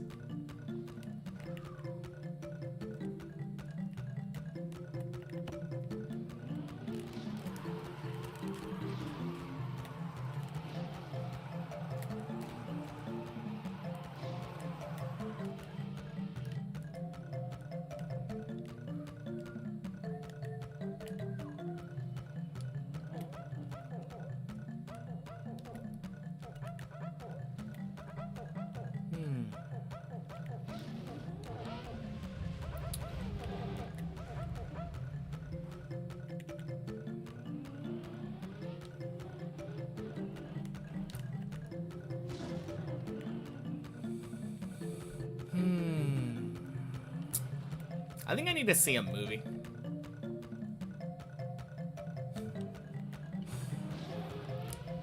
I don't know what movie.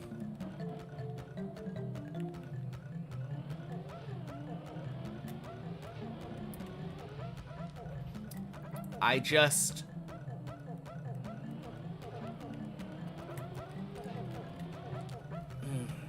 It's hard to describe. You ever think about the last movie you watch and think, if I were to die today, do I want that to be the last movie I ever watched? Or the last new movie I watched?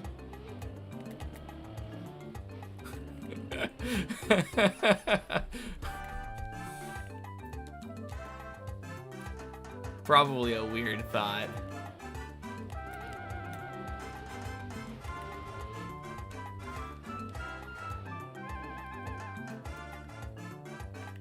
Try not to, I guess. Yeah. I mean, it's a really morbid thought, right? Like, weird line of thought, but... I think the last new movie that I saw was The Heretic, which I think came out last year or something. Or maybe it was this year.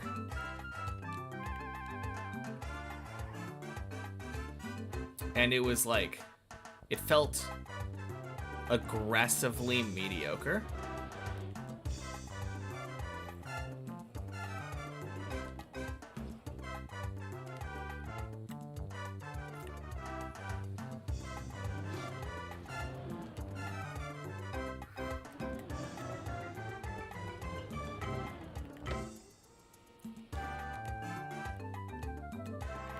It was interesting because it had some good ideas, like... Not ideas, some good execution, I guess. It felt very tense, which is what you want for, like, a horror thriller kind of movie.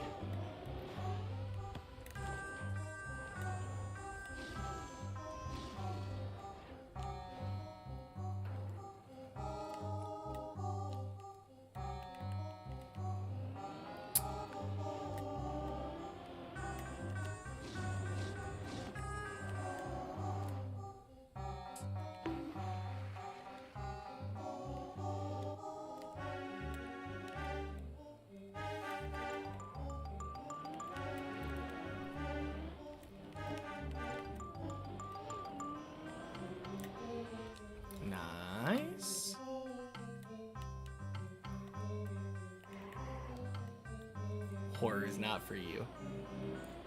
I'm not really a big horror person either. Quack. I feel like very often it doesn't land for me.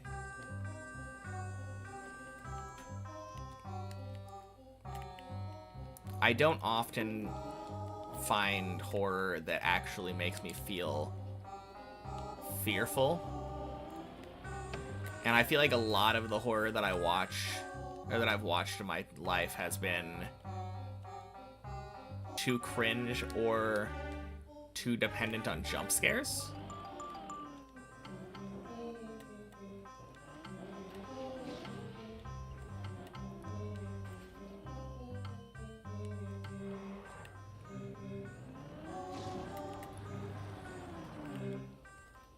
Don't like the feeling of expecting something scary to happen. Yeah, tension. I don't mind that. Tension's good. I mean, it's not like an incredibly pleasant feeling.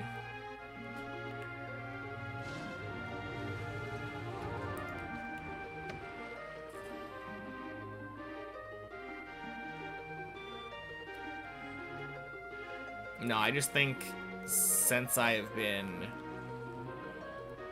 like an adult, there's a big enough separation between like myself and the media that I consume, where I'm not able to immerse myself in horror anymore.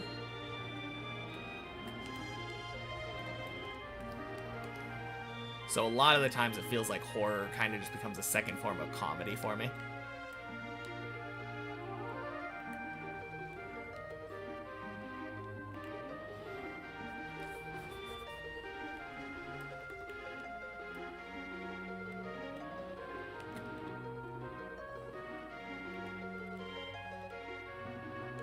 It's kind of a weird conundrum, right?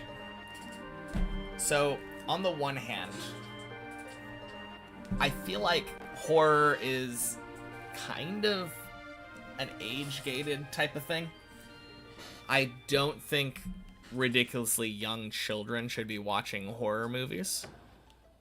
Probably not the best idea. But at the same time, they're the best like audience when it comes to immersion and like feeling fearful because of what they're seeing on screen.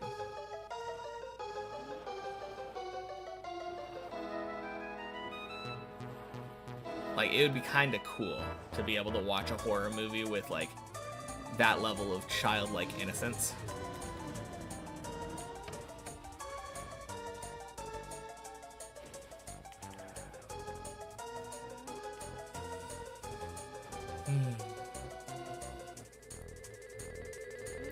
I don't know. On the other hand, would I wish for myself to be able to, like, have nightmares based on a horror movie that I saw? Boring or funnily bad. Yeah, that's kind of how I feel too.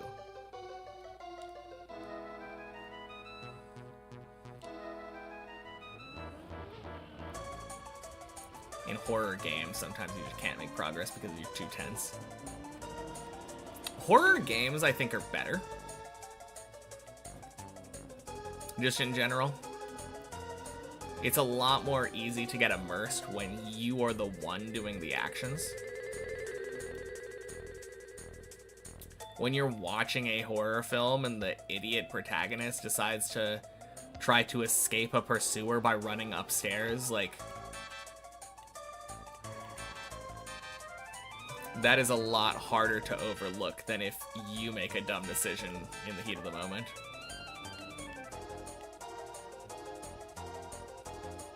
Getting chased in a horror game is stressful. Yeah. No, absolutely.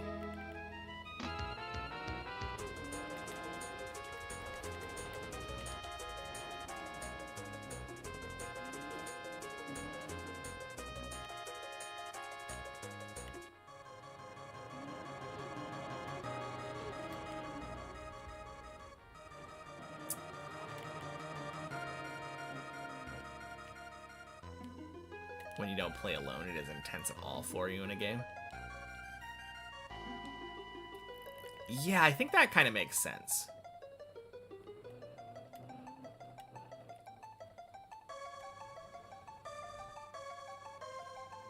Although,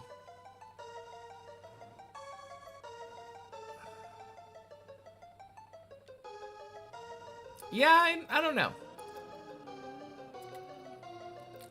Because I know there was a horror game that my brother-in-law played a while back, where it was like multiplayer and you were all trying to escape something. And there was like, I don't think there was any like combat involved, but there were monsters that could imitate your teammates.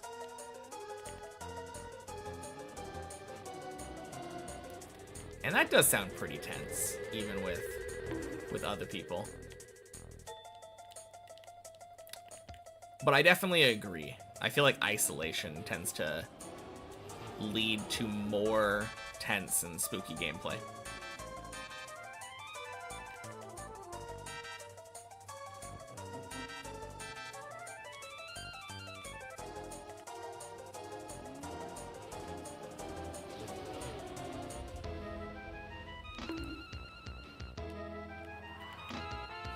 Bleb, close enough. Lethal Company with Mimic Mod is funny the way they get you sometimes. I think that's the thing, right? When you're playing a horror type game with friends, it ends up becoming more like, man, that's hilarious how you just died.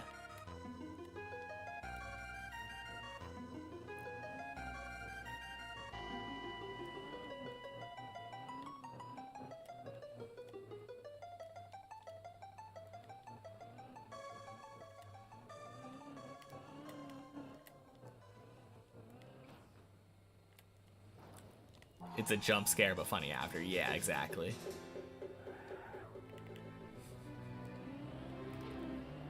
Using your friends as a meat shield. Yeah, I could see that also leading to comedic events.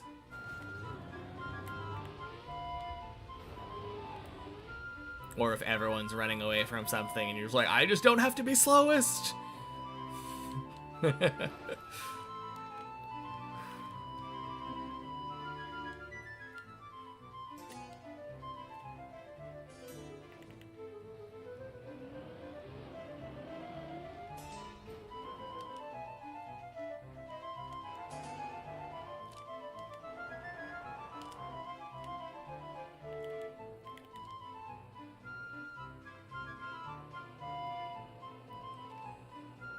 Of course.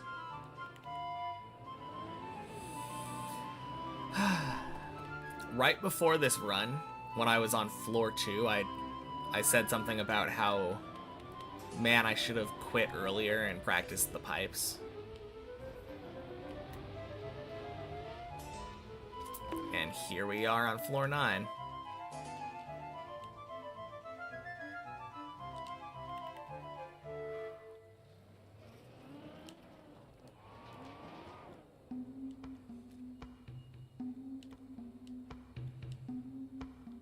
I really wish I enjoyed multiplayer games more.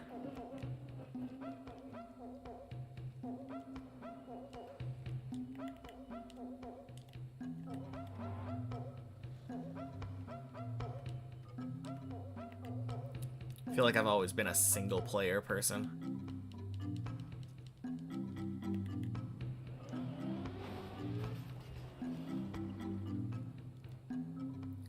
Really the only exception I think is like card games and board games. Well, not even. I was thinking about Hearthstone just now and I'm like, wait a minute. My favorite part about Hearthstone was the single player modes. Stuff like Dungeon Run and the adventures.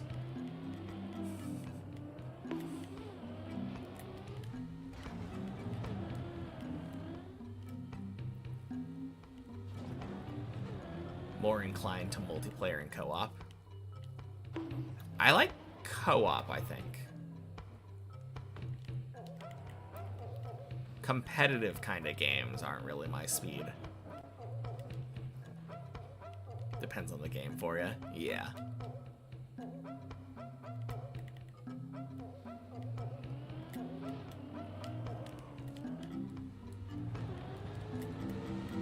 No, I do really like player versus environment kind of things.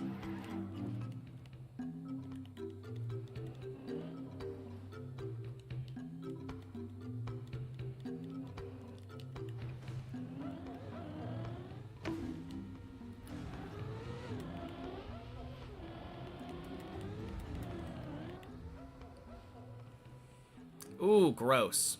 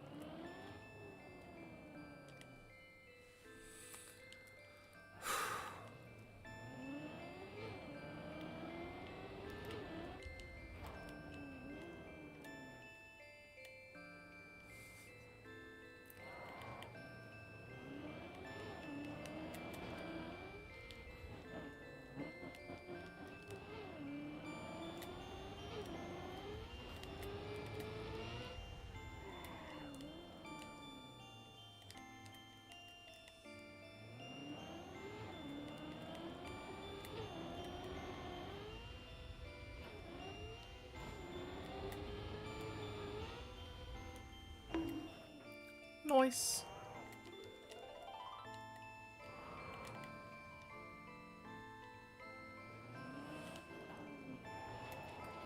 So,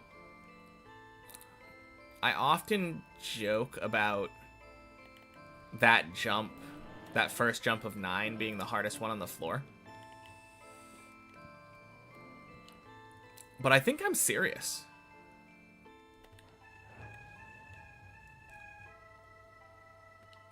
Good luck climbing and Happy New Year. Happy New Year, Jorios. I will talk to you next year.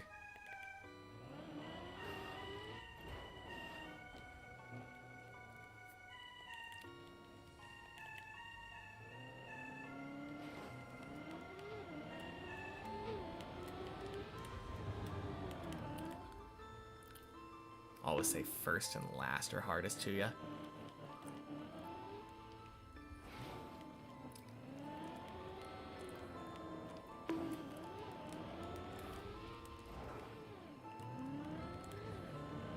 Yeah. I don't know. I think the last jump is easy enough that I don't think I would consider that the hardest. There was definitely a time where I struggled on it the most out of probably any of the jumps. The last gets in your head. Yeah, absolutely.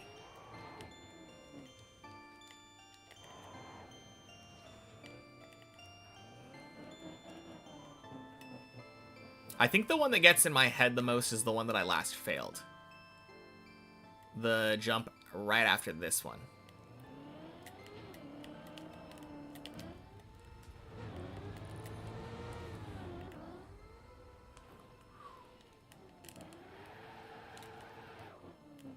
Close enough.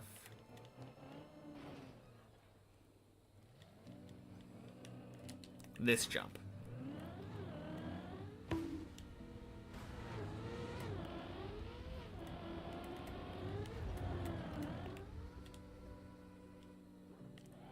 There we go.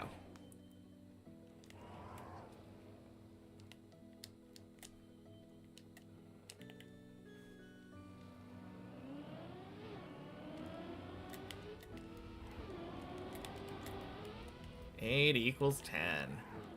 Been bonking your head on the ceiling at the top lately.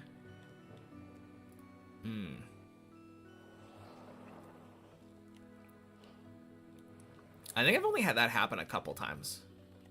I'm pretty good at either not getting enough speed or just releasing there.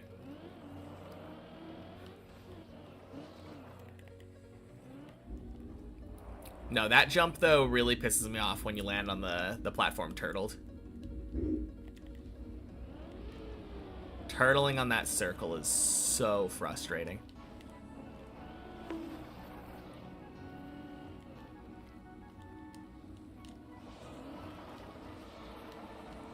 Oh, damn. We missed 1777, 77, 77. Rip.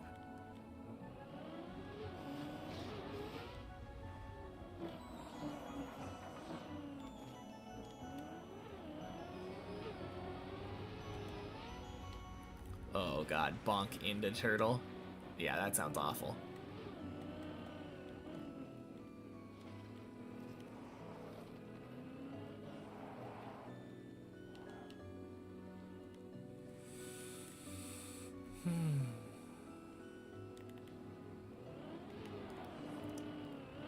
Failing the dumbest things stuff right now. So washed.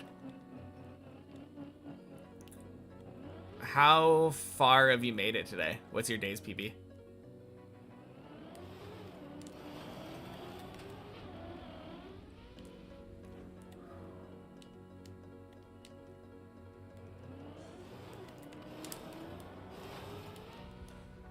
Oh, fuck yes. Speaking of days PB. Get out of here, beams. Pipes.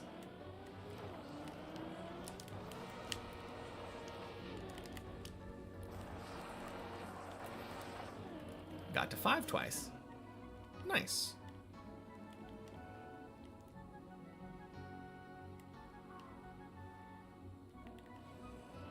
I mean, could be worse.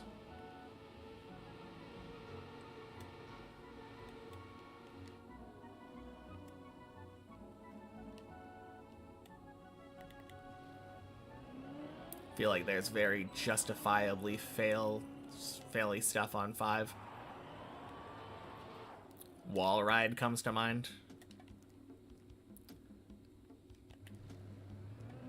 Bug slide thing at the end feels like it's pretty easy to fail.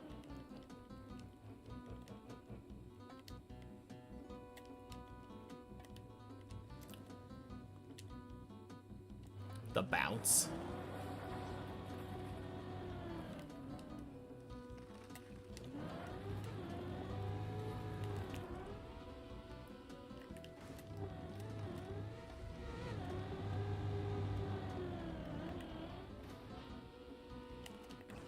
Clean. All right. 11 time.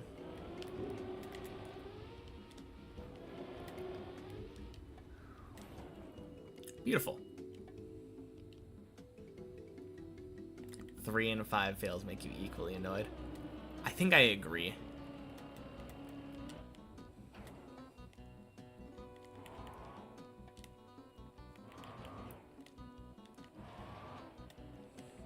Although, I think I get equally annoyed with 2 and 4 fails as well. Actually, really anything below 6.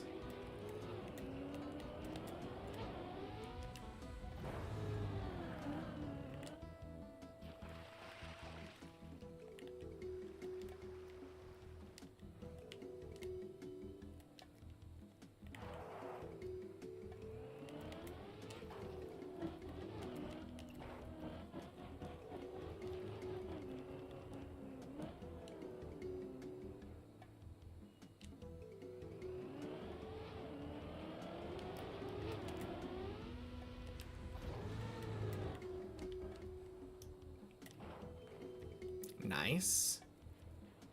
Good control.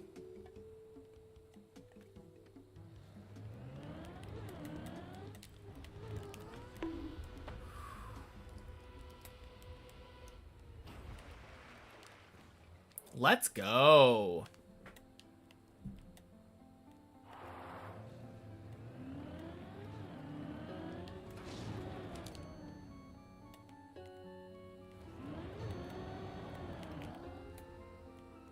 Hey, happy New Year's Eve, Artemis.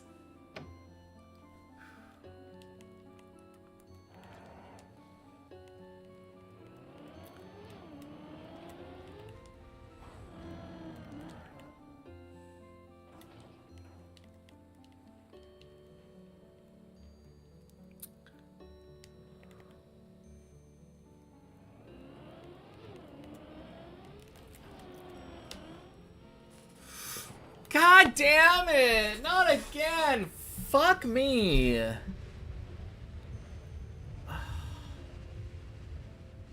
Really?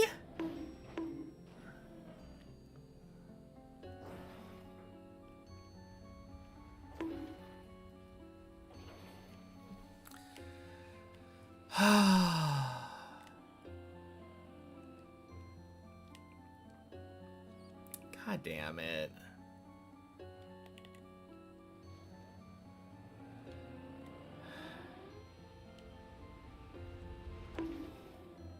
Second time I have failed that jump this week.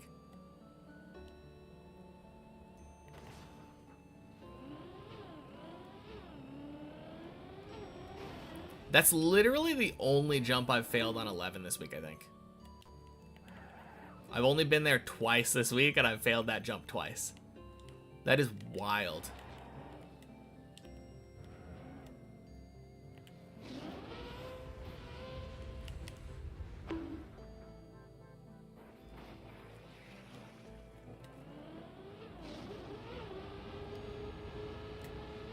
I guess by failed, I mean irreparably failed. I think during my first 11 attempt this week on Monday, I failed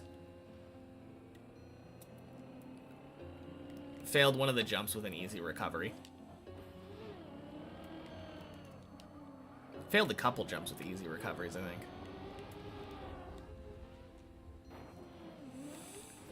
Oh man, that's annoying.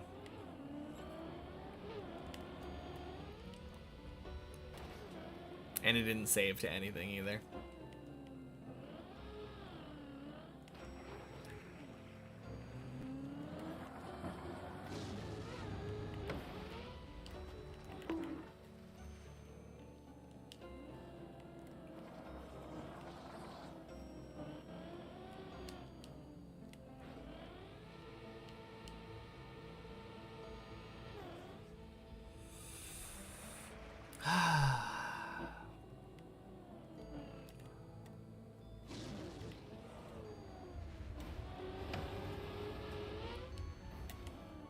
Man. Definitely one of those annoying wasted opportunity moments there. Anytime I make it past the loop. Or the roof slide, or whatever you want to call it. Making it to that pool on 11 and then failing before making it to 12. Ugh.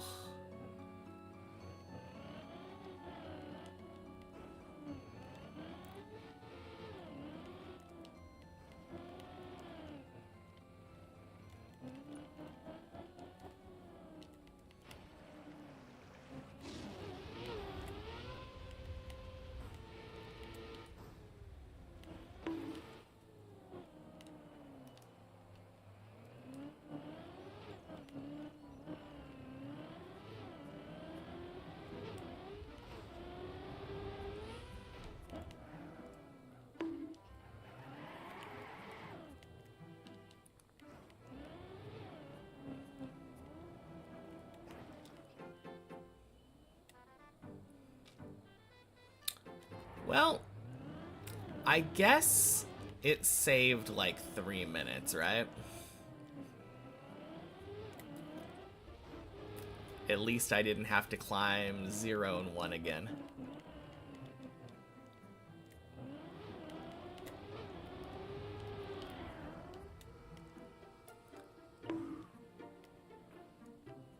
Gross.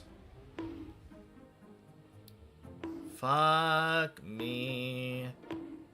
Really? Oh, such a fucking jinx.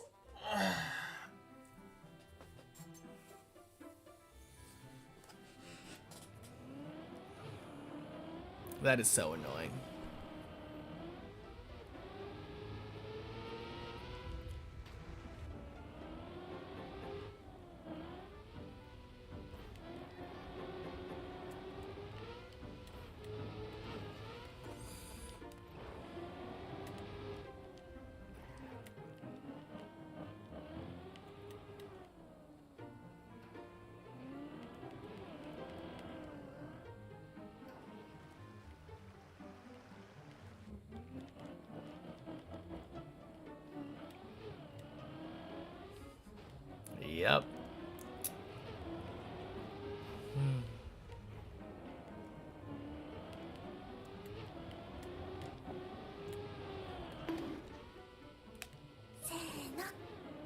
Thank you for the follow, TV King.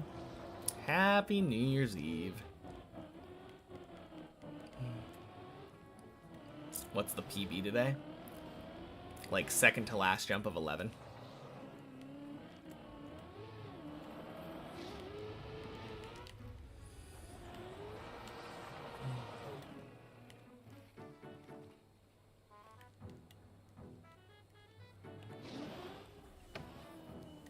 Oh god. Good save.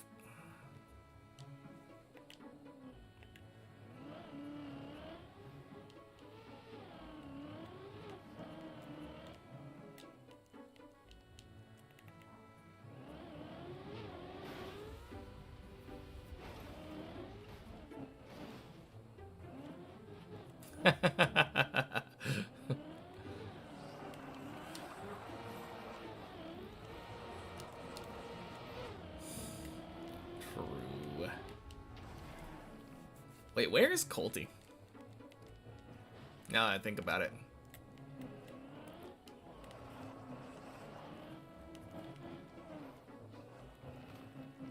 You're on the 11 plus map. Fair enough. Boink.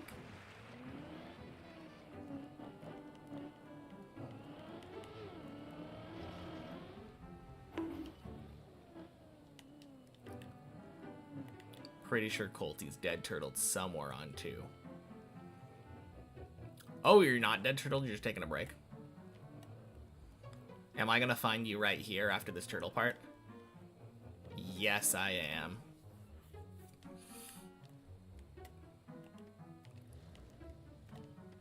I feel like this is such a common place for people to take a break.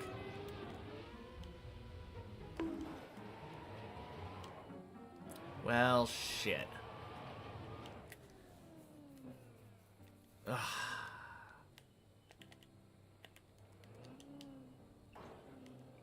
I wish I knew how to do this save.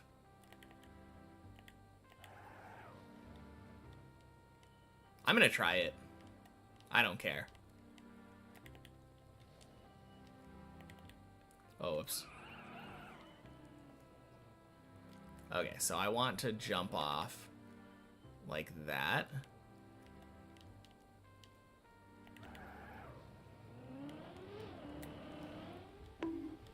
Well, that didn't work.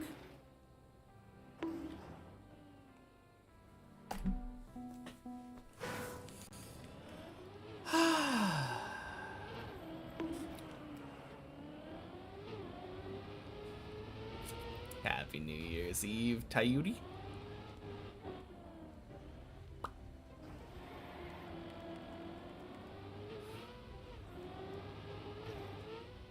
Bleh. Okay, gross.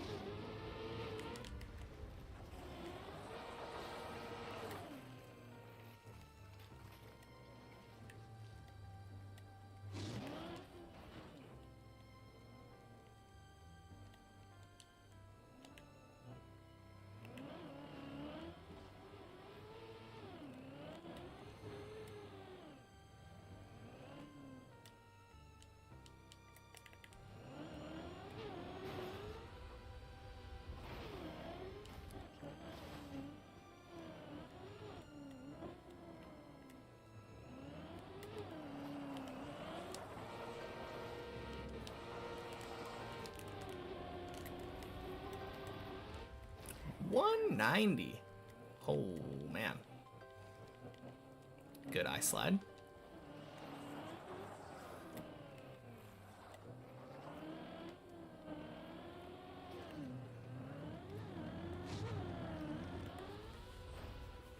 Boink, boink.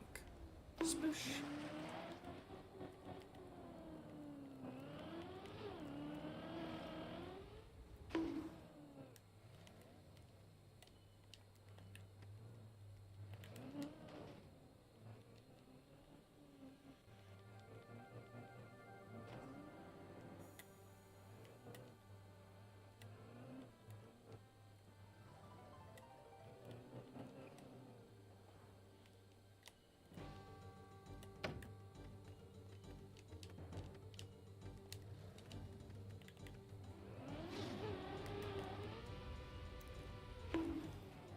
Close enough.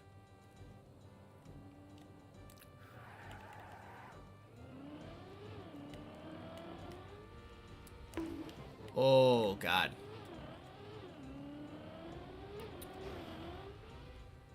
Not a very good 2 attempt.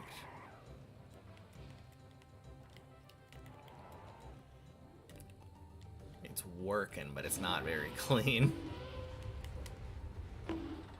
There we go.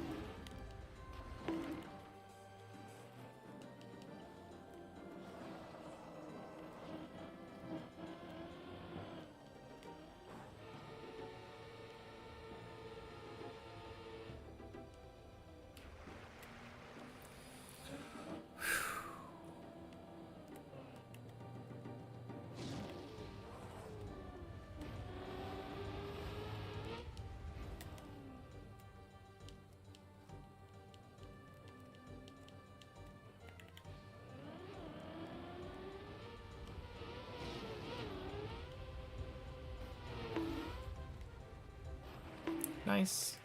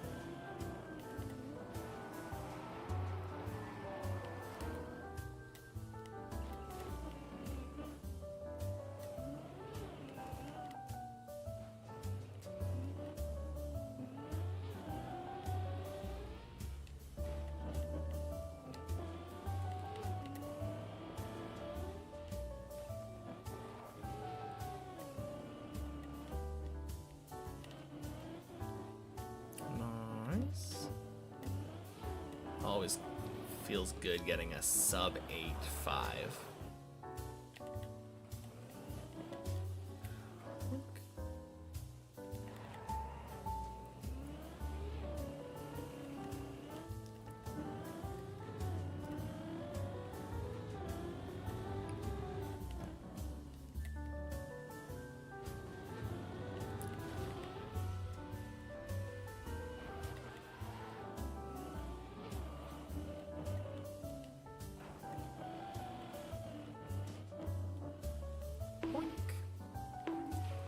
Oh.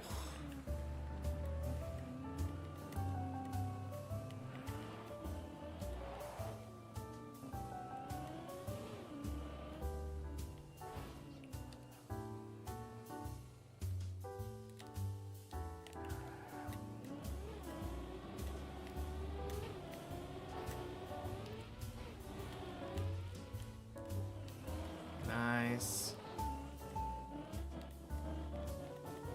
Alright, a little bit slow.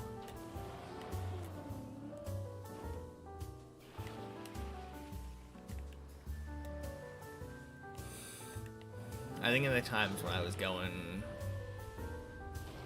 especially fast on here, it was a sub 9 to that water pool.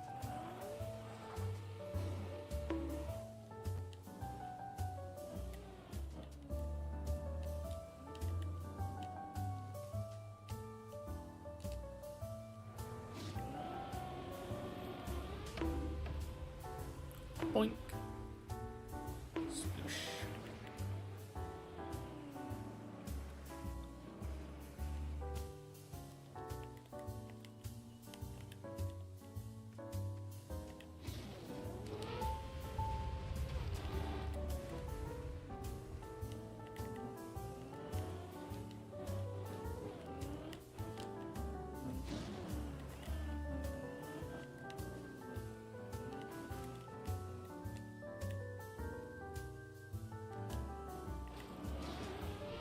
All right, not bad. 10-19.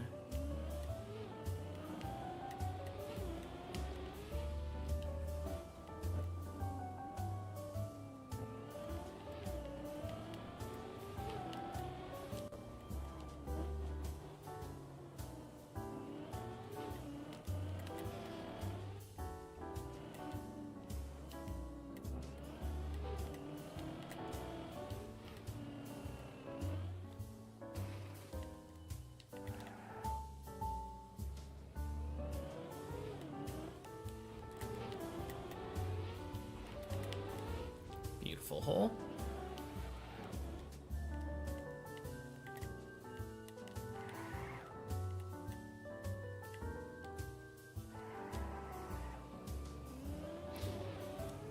Boink.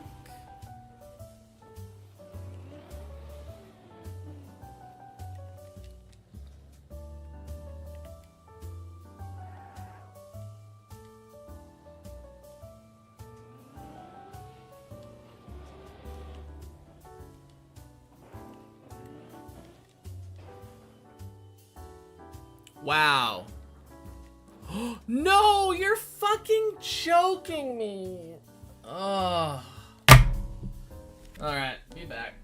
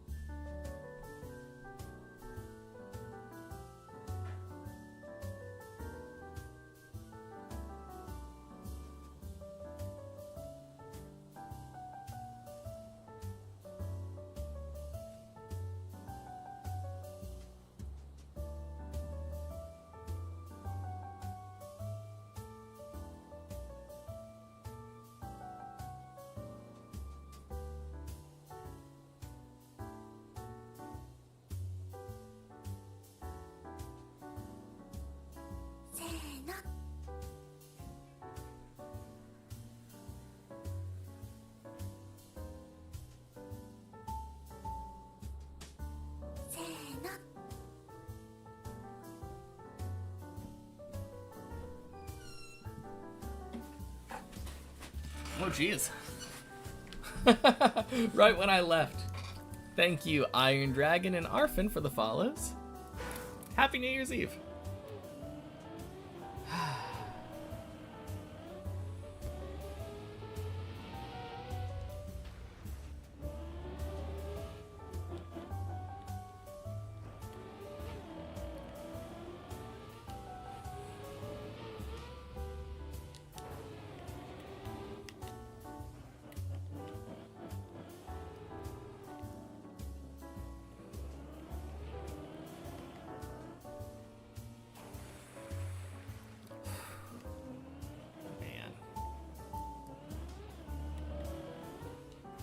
Such a ridiculous way to die on 6. Can't believe I did that.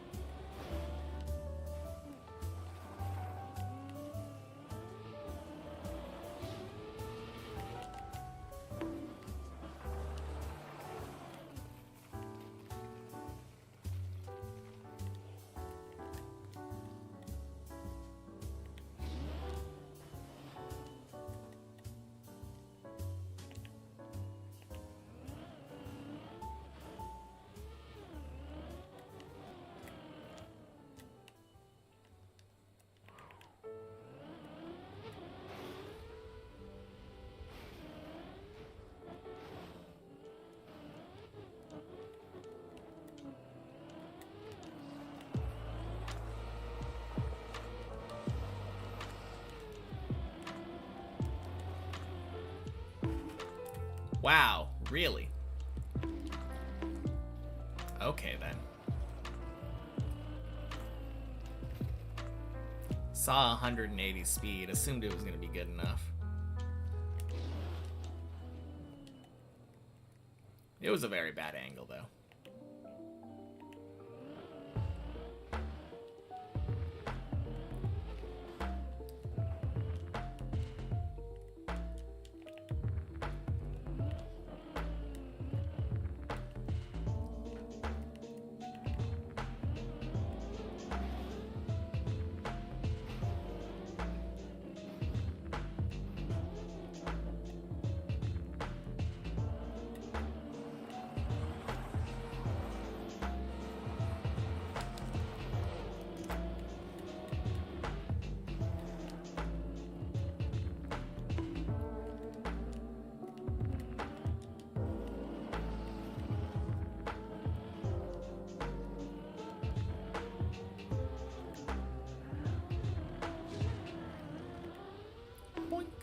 Boink. Sploosh.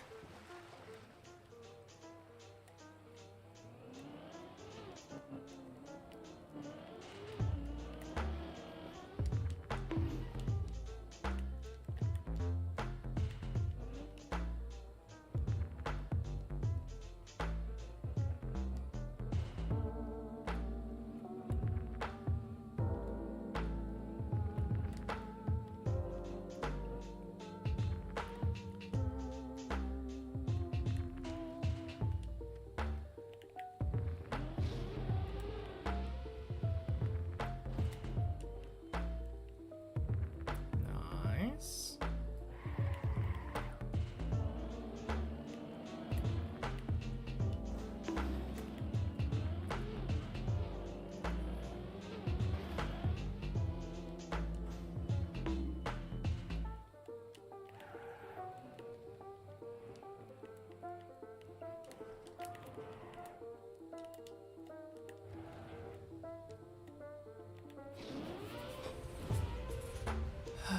Boink.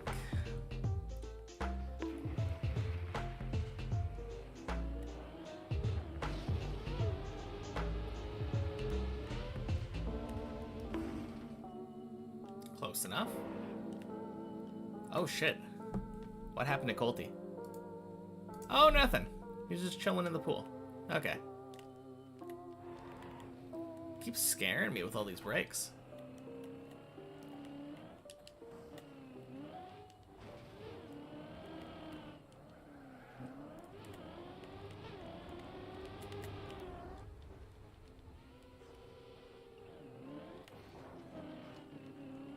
Yeah, yeah. No, I figured that out. I was just trying to figure out where in that area on 5 you could dead turtle. The only thing I could think of would be missing the first beam on 6 and then dead turtling on the plastic next to the booster. I feel like that would put you around the same height.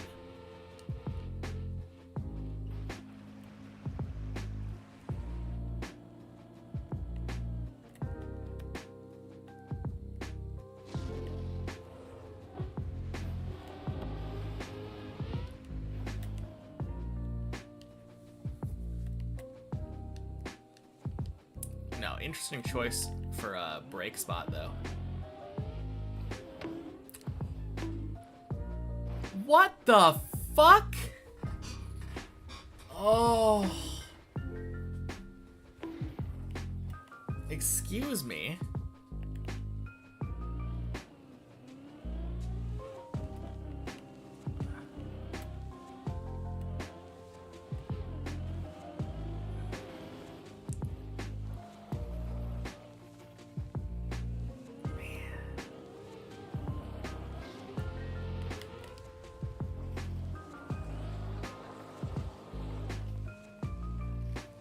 Well, that was some hot garbage.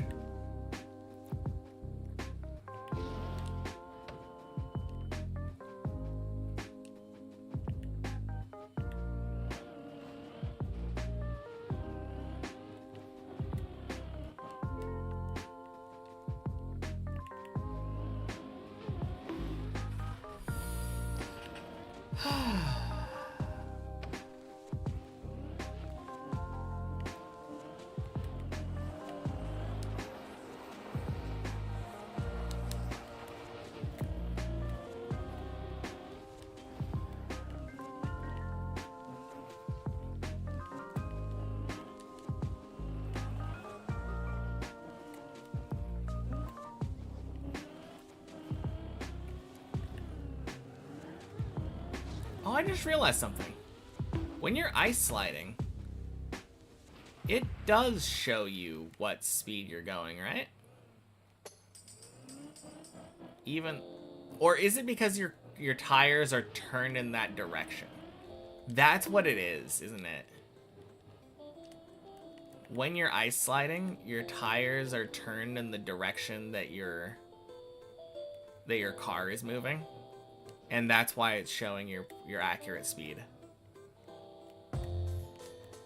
All the speed really cares about it is what direction your tires are pointed.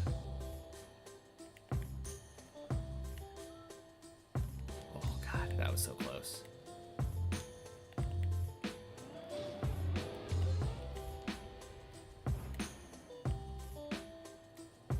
It all makes sense now.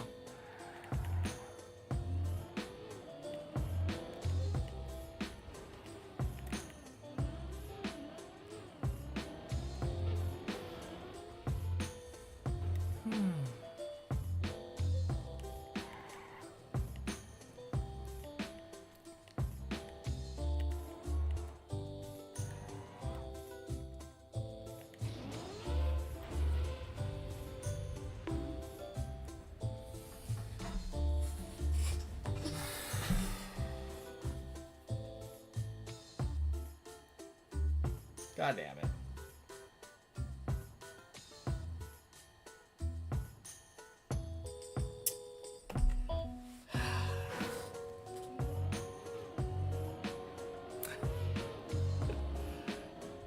Man.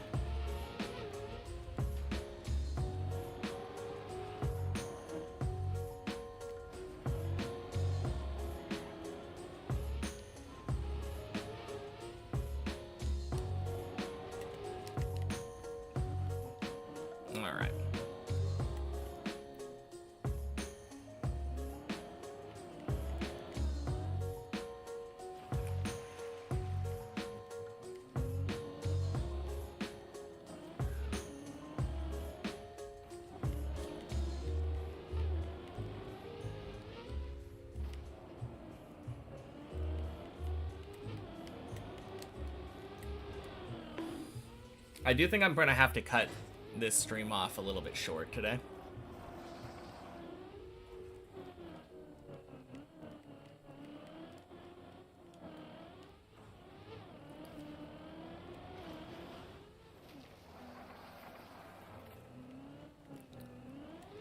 So this will probably be the last run unless it dies like right now.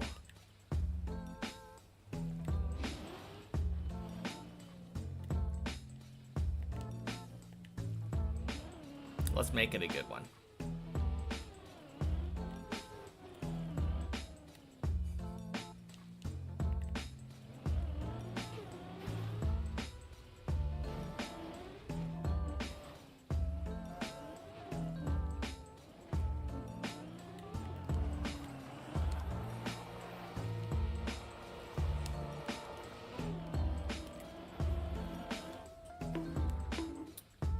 Gross.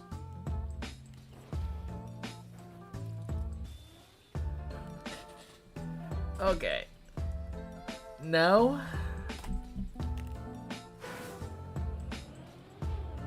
God, why did I keep going for that ice slide? Happy New Year's Eve, Shu. Time for a run or two, I guess. Yeah. That's...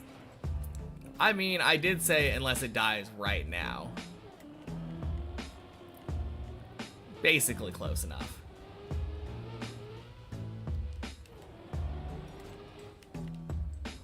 Your 11 plus run was washed, but surely your main map will be different.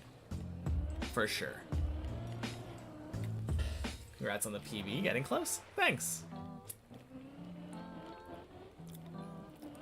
I'm just happy to be back on 15 again.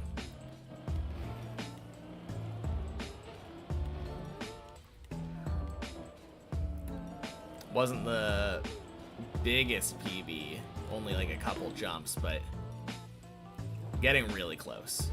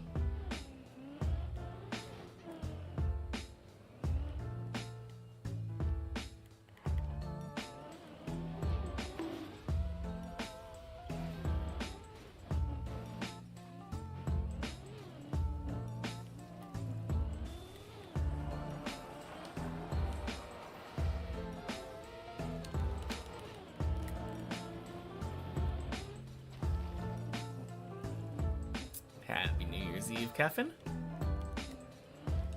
Early next year is the one. Oh, yeah. Good luck on the progress. Thank you, thank you. Now I've got a good feeling about next month. Gonna be putting in more effort, so hopefully that will bear fruit.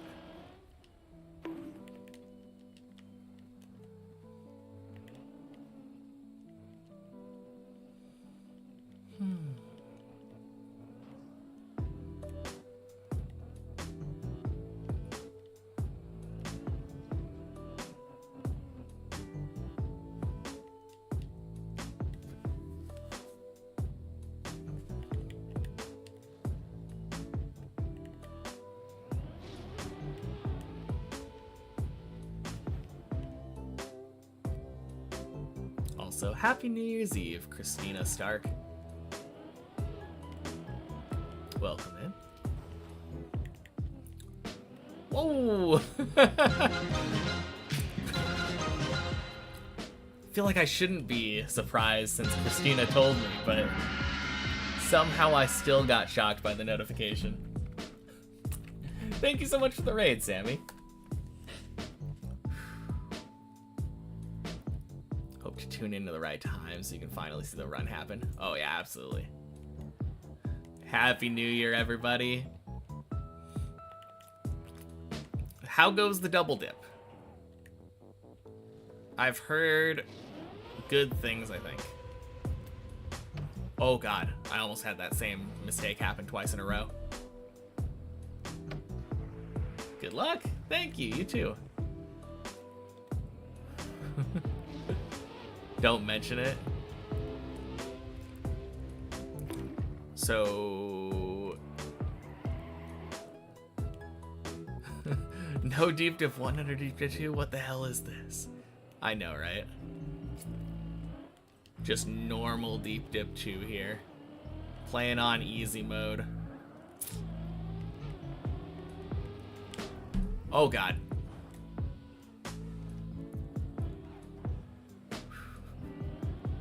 Good luck and Happy New Year. Thank you.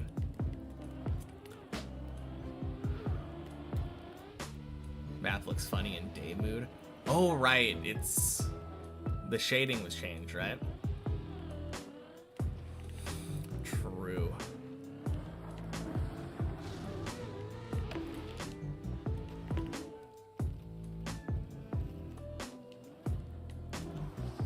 Oh. The cat wants attention.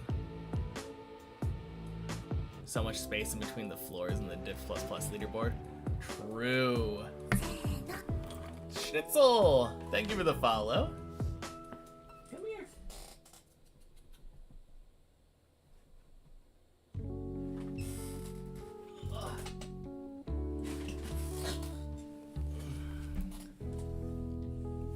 Monomania! Happy New Year's Eve.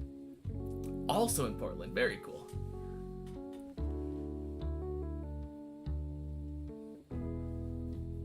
Should join the server for fun. And thank you for the follow. Kitty!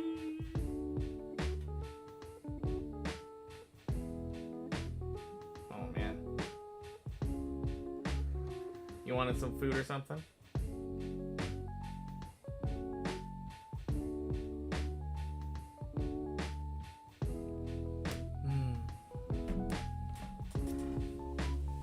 Hey Heinz, Happy New Year. Alright, I'll be right back. Gotta feed the cat.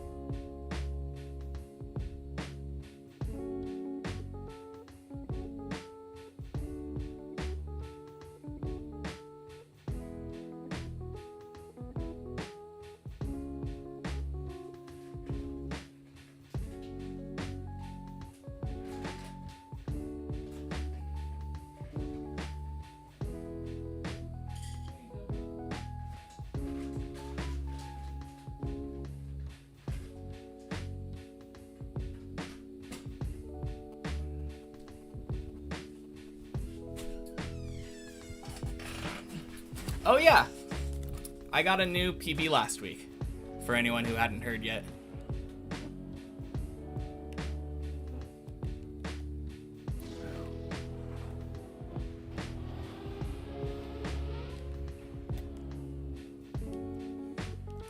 Still pretty excited about it. It wasn't the biggest PB, but a PB is a PB. Just happy to be getting back to 15 more regularly.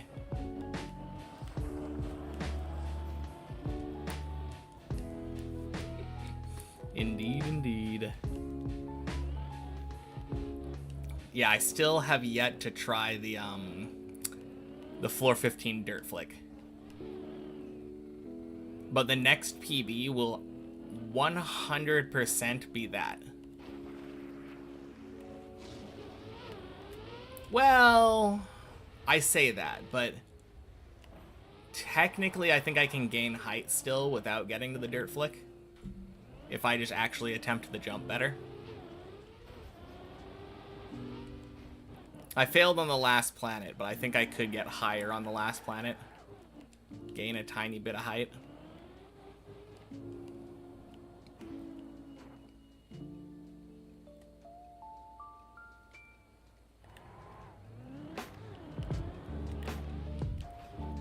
Now, 16 is absolutely coming next month, but I'm hoping the finish is also coming next month.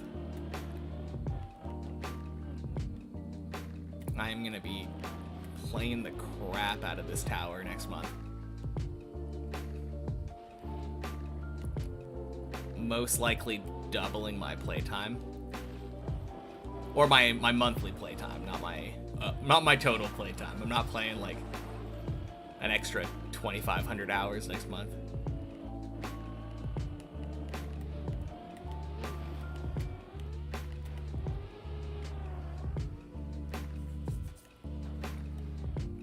Happy New Year's, Caillou. And Ketamingo. 1,800 hours is impressive dedication. Oh, crap.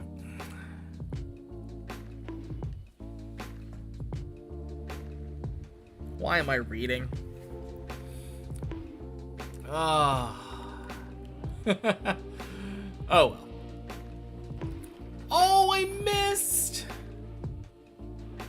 God damn it. Okay.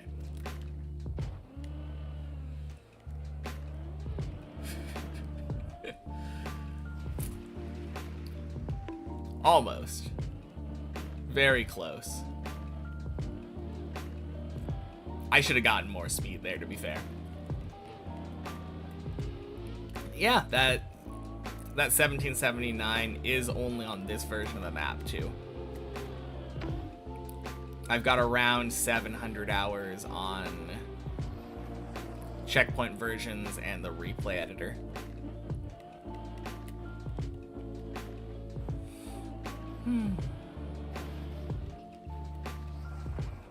But yeah, thank you for the congrats on the recent PB.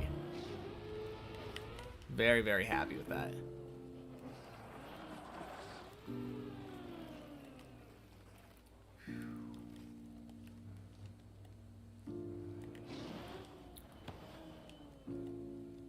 Oh yeah, can anyone tell me what the world record is right now for double dip?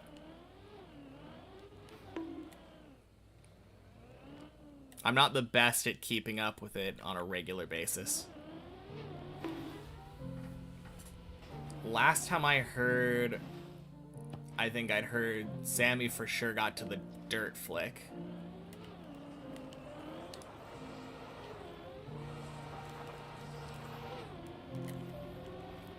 Still both of them at the dirt flick. Okay, cool. Thank you.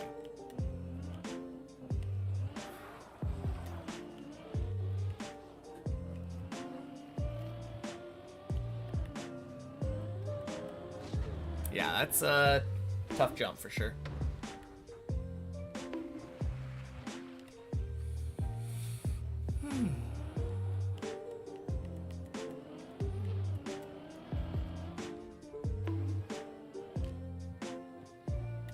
Oh yeah, I didn't say this when the raid happened, but I am playing on the public server.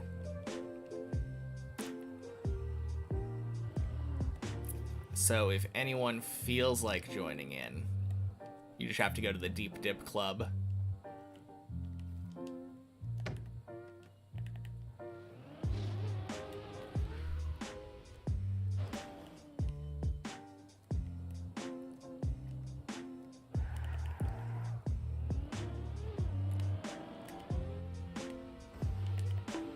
Boink.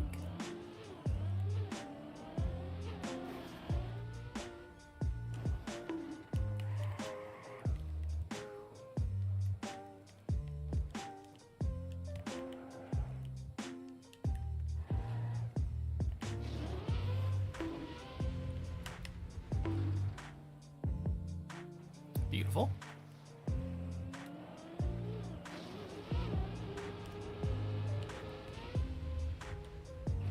Okay, where was our... It was floor 4. Laciop? Laciop? Thank you for the follow. Happy New Year.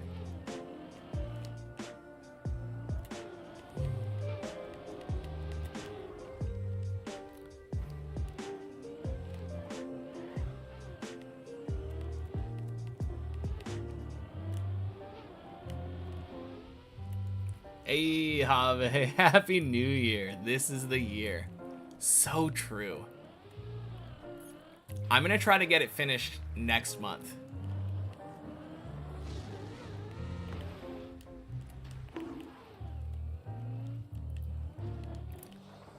I might have said this before, but that's the plan anyway. I'm gonna be playing about twice as much next month than as I normally would.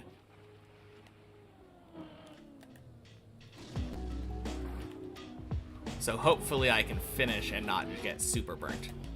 Hey, Xylo Driver, Happy New Year. Did I start with Deep Dip or play before? This is the only map I've ever played, yeah. I started June 3rd on Deep Dip 2 of 2024. And I've just been playing this singular map for about a year and a half now.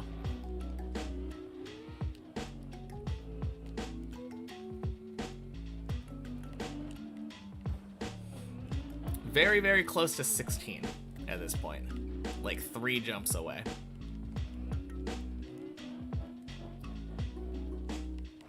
Crazy. Remember the W guy talking about my project?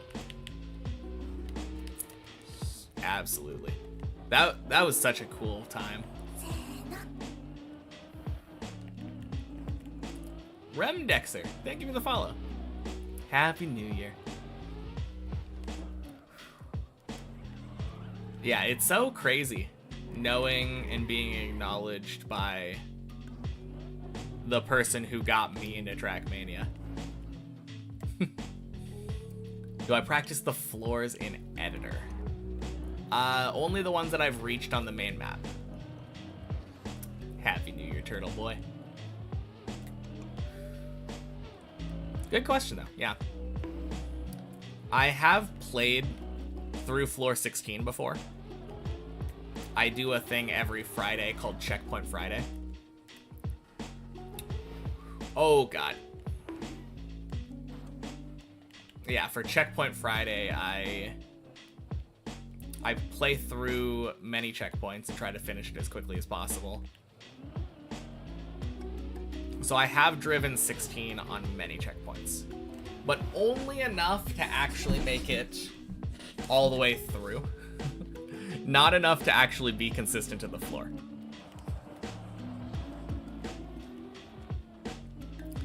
Any interest in playing the game, or am I gone after Deep Dip 2? It's a funny question. I almost wish that I didn't have any interest in playing the game, because how funny would that be?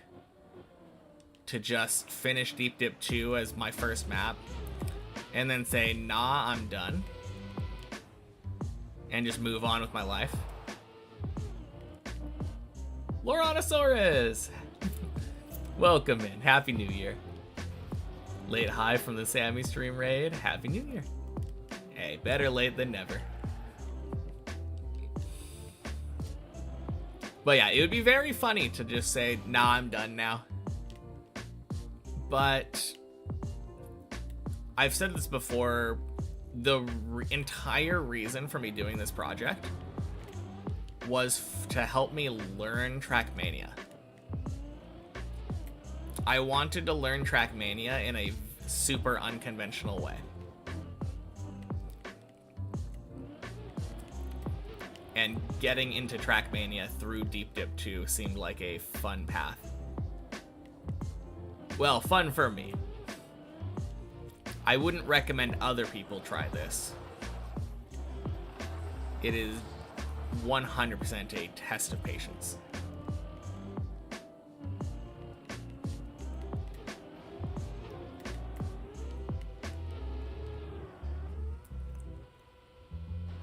Hey, Eric.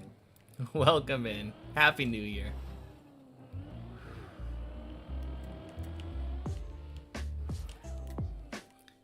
Hey, nice. Think this is the best I've been since the raid? What was the hardest mechanic to learn? For me, 100% ice. Yeah. Without a doubt, trying to learn ice on a tower map is brutal. Luckily for me, there's ice in the decorations on floor 0. And that was a lifesaver for me. If I had to climb up to floor 1 every time I wanted to try, it would have been a lot harder. Checkpoints Deep Dip 2 is pretty doable for new players, but still hard. Oh, 100%. Happy New Year, by the way. Ash Leaf Sprite. Yeah, the checkpoint version, specifically many checkpoints, is absolutely doable for just about anybody. Hey, and thank you for the follow. Appreciate it. But checkpoint per floor is still very hard. I'm honestly like still really impressed if someone comes and says, yeah, I beat checkpoint per floor. Thank you for the follow, Eric. Haven't I played anything else than Deep Dip 2 for 426 days? Depends what you mean by anything else. If you mean anything else in Trackmania, no. Just Deep Dip 2 in the checkpoint versions.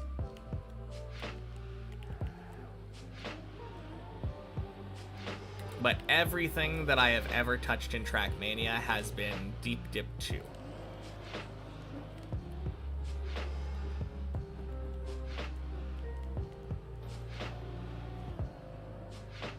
It'll be interesting to see how this translates over to the main game.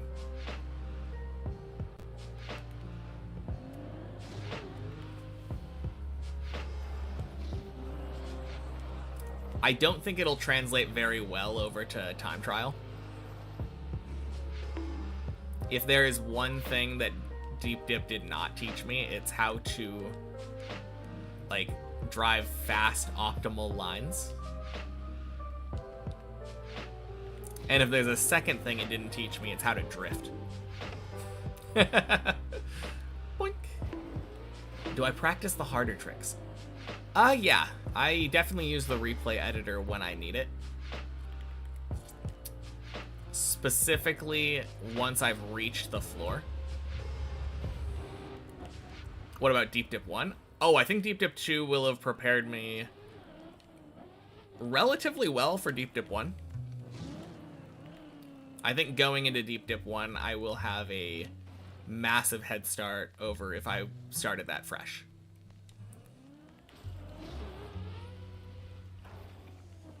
Turtle Master, you guys.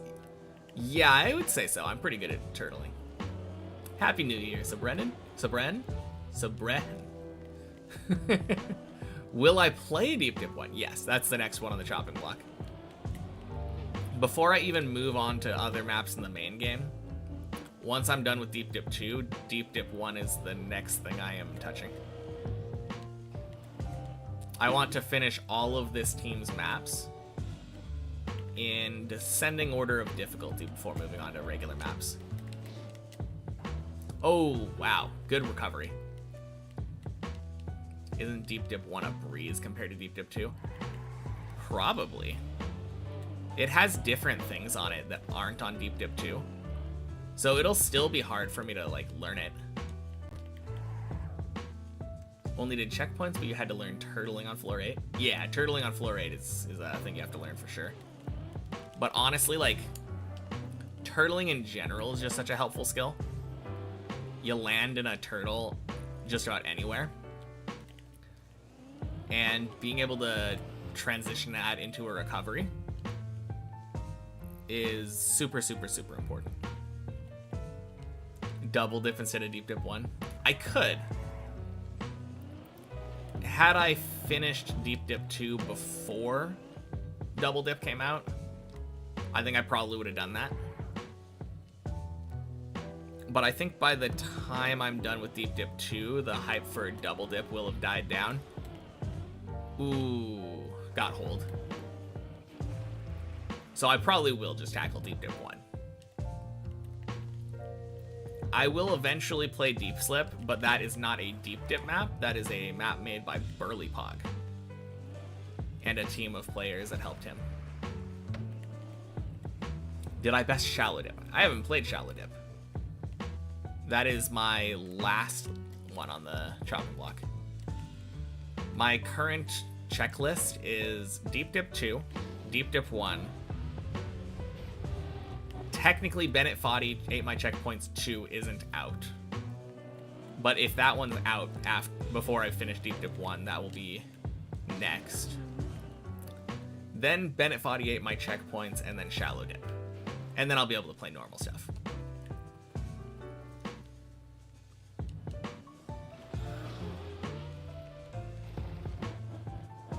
Also learned the turtle skips. Yeah, turtle skips are very possible, but I definitely wouldn't recommend it. So Bren, thank you for the follow. If you want to actually play / beat Deep Dip, I don't recommend going for the turtle skips. I do highly value actually being able to turtle. Do I think I'll play Deep Dip 3? Eventually, yeah. Once it's out. I feel like it's almost guaranteed that I will be done with my Deep Dip map journeys by the time 3 comes out. And when that happens, I will definitely be there on release day. Deserved, thank you.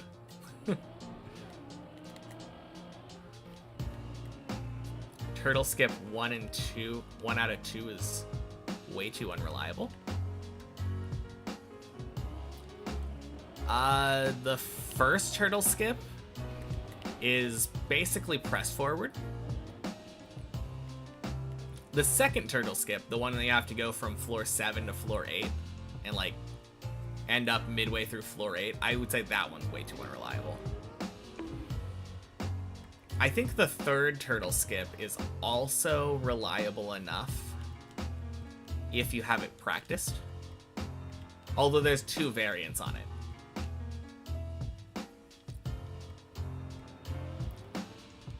You were thinking of the second, you haven't seen the first? Yeah, let me do a little Chem 7 real quick. I'm gonna plug my controller in just in case too.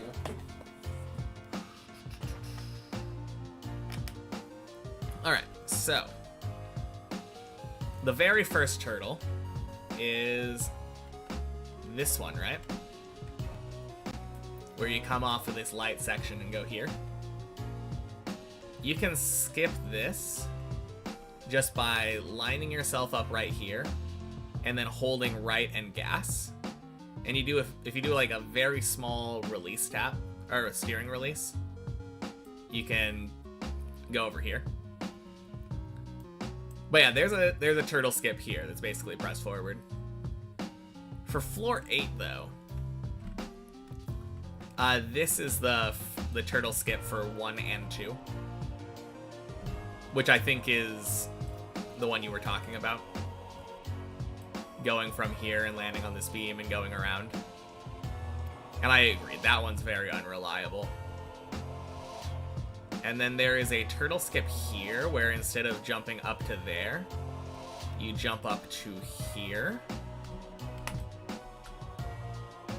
That one's also unreliable. Although if you practiced it and got the aim right, you could probably do it relatively reliably.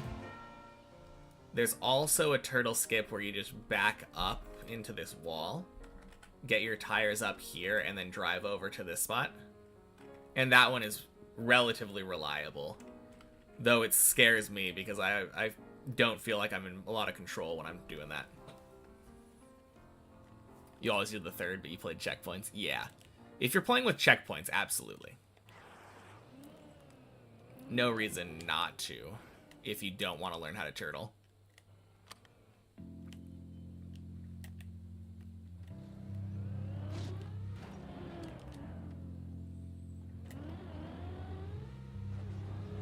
But yeah, if you're not playing with checkpoints, I definitely 100% recommend actually learning the turtle method. It's invaluable learning how to properly turtle on this map.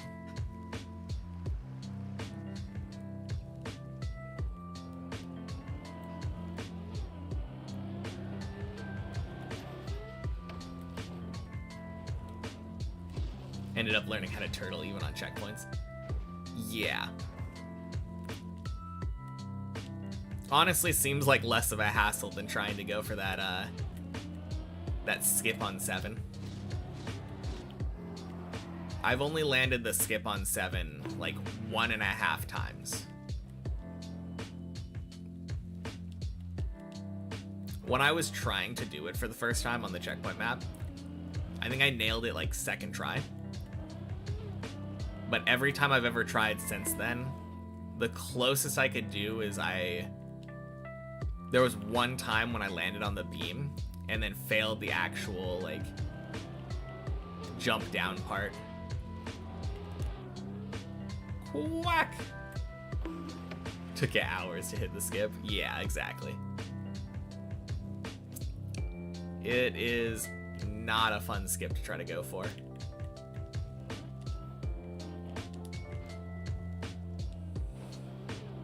I will want to get it consistent eventually, though. I do feel like it's the kind of skip where you could probably get it consistent with enough practice.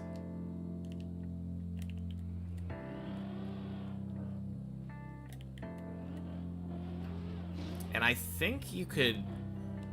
I think that would knock off like a minute or two if you did that on your PB attempt.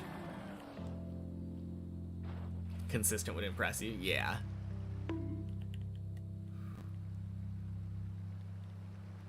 It's a little bit hard because of the roof slide. So it's all about aiming before actually leaving the wall. Failed the wet plastic at the end of 6. Oh no. That is... Oh man, that's always disappointing. I almost did that today, I think. I was so close to bonking it.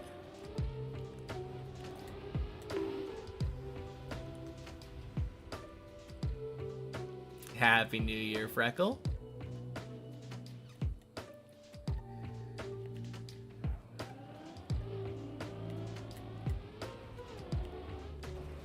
Whew. Beautiful.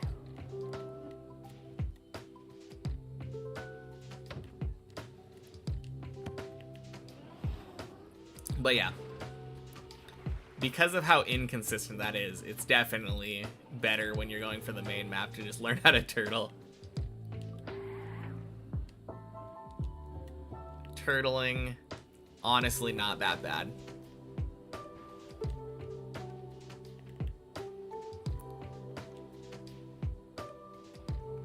Also, you can freak people out. That's always fun.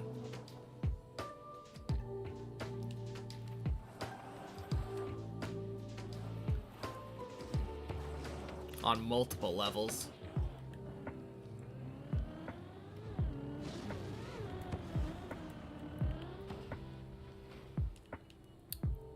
Obviously, there's the part where, like, if someone's never seen a turtle before, then they're like, oh my god, you got your car upside down.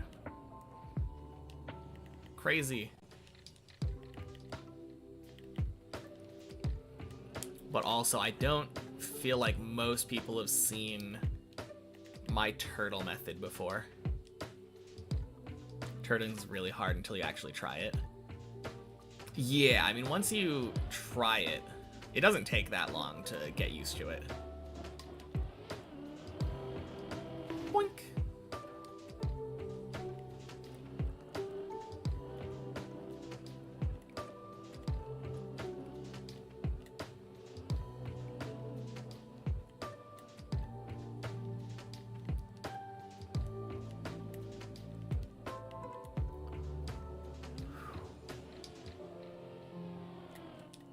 Okay. Kind of like speed sliding. I guess so? I don't know, I've never tried speed sliding before. But I suppose it would probably be the same feeling, I guess. Once you know how to speed slide, then it's like, just do it by feel.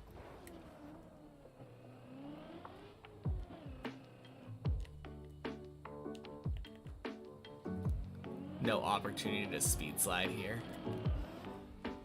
I mean, there is a backward speed slide at the start of 7. Not really the same thing. If you're going 450 on this map, you have bigger problems. I bet there's probably somewhere. Ah! Thank you, Anonymous. Happy New Year. Oh, God. Speaking of... What's going on with my bitrate?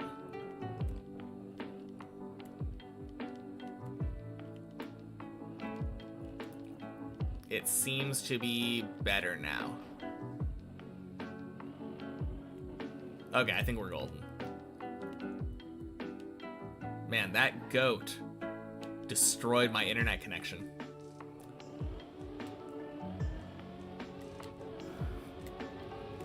Must have been chewing on wires or something.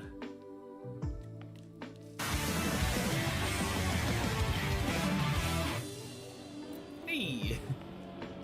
Thank you for the Prime, Ashleaf.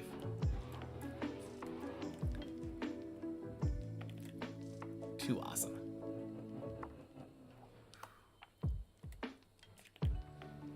You always do it anonymously. Very anonymous of you, Snoo.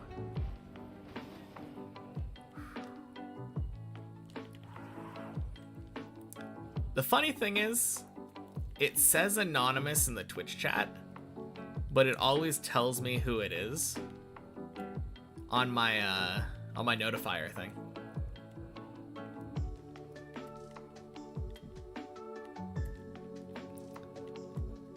I think I've only had it say anonymous like once over there.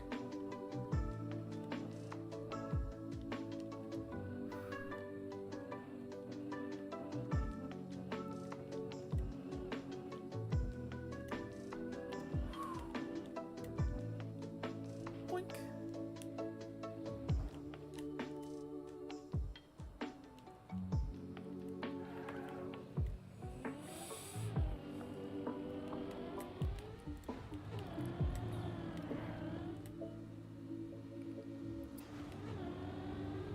Oh, wow. Very dumb. Where did my PB fall? Like my PB? Good question. Like Bonky did there and Jan tried to do. You can always type !PB and it'll tell you exactly where it fell, alongside providing a clip of the fall. But I don't mind answering. It fell on the planets on floor 15. Specifically on the 5th planet. When going for the jump, I accidentally slid off on the right side. Made an epic save on 11 though. That was really cool. Any plans for the night? Not really?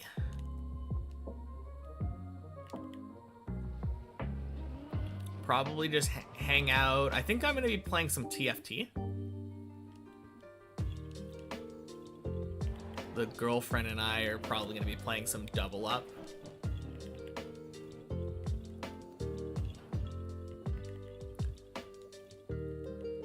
The final ice slide is so rough.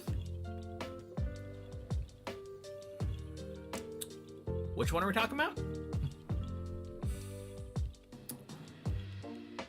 Like the... Are you talking about the dirt flick that's immediately after my PB? Ooh.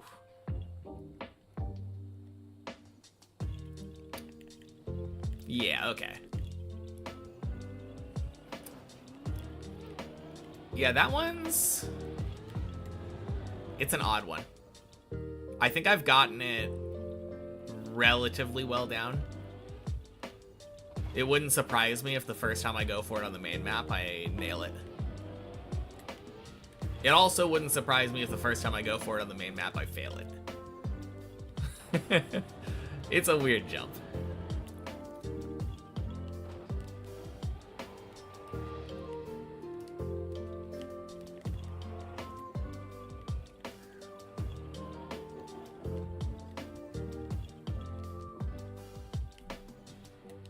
Ah, the T-Hex game.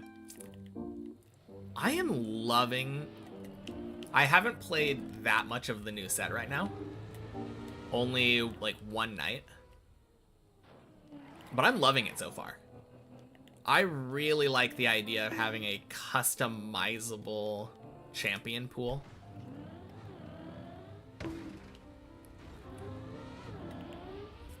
Honestly, super cool.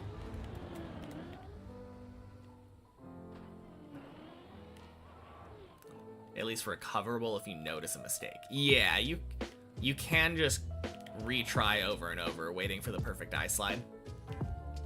That is the nice part about it, for sure. Like, if you're patient, the recovery you should never fail it. Not that it's unfailable, but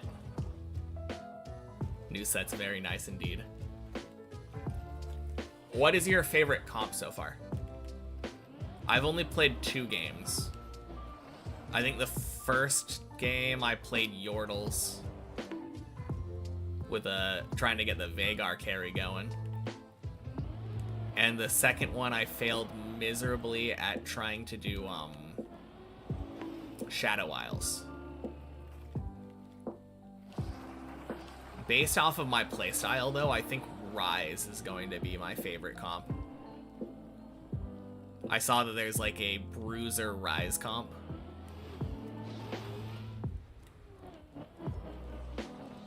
Seems like a lot of fun though.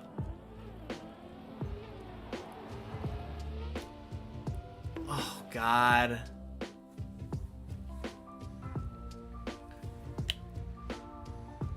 Oh, I miss everything. Oof.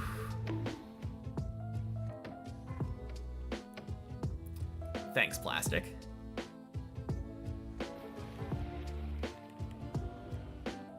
All right.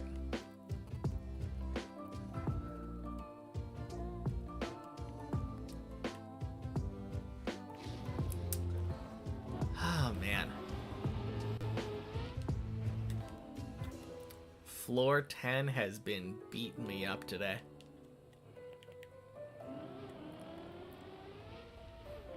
Happy New Year officially for you.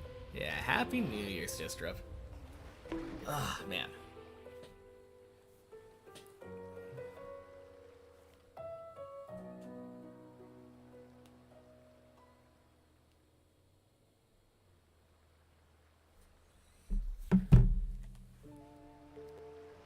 You like Asol and Xerath? Both very cool units, even though Asol sucks. Ooh. You're right, though. The Shurima comp, or playing Shurima, seems like it would be fun. Trying to go for 4 Shurima. Seems really hard, since you just have to get lucky and get an Azir early. Looks fun, though.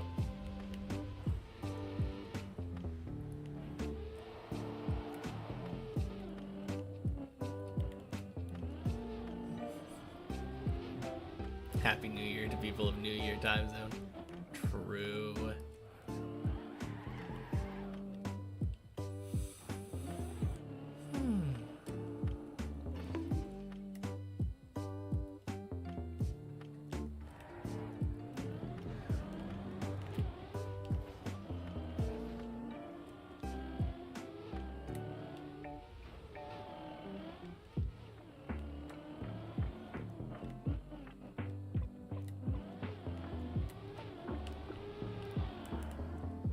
Gross. Okay. No, I think that would have worked. Oh.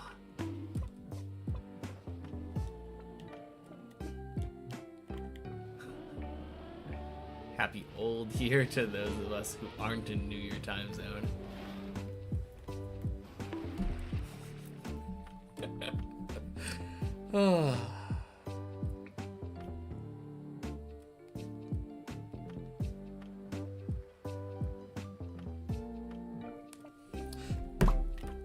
Tony!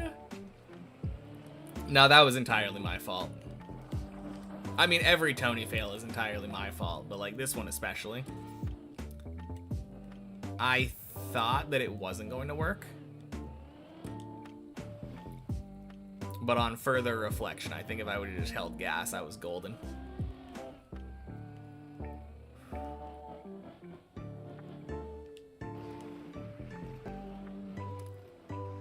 Happy New Year, Palau.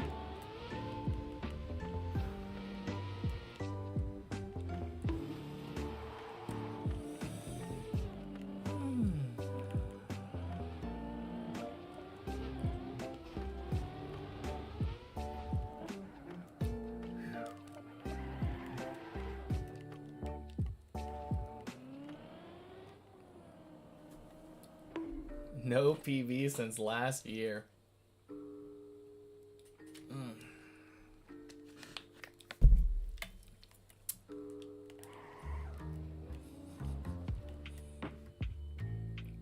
Hey, for me, I still get to say that I've had a PB this year. I've still got a good 9 hours in me.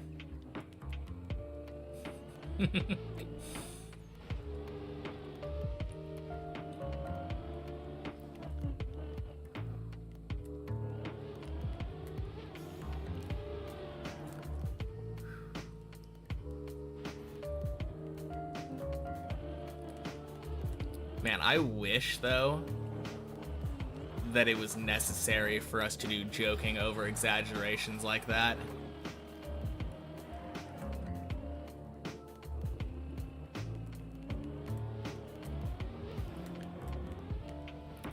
If only I didn't already have, like, 2-month breaks between PVs.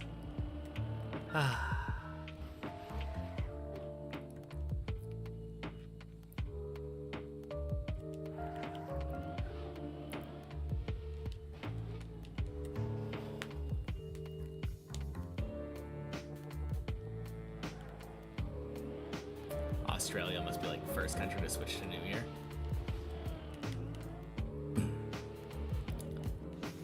I don't know, probably somewhere around there.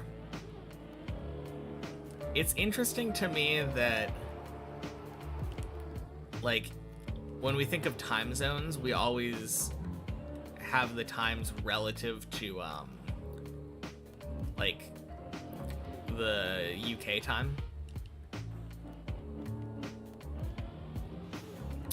But then there's, like, negative time zones for people who are ahead of the UK time or whatever.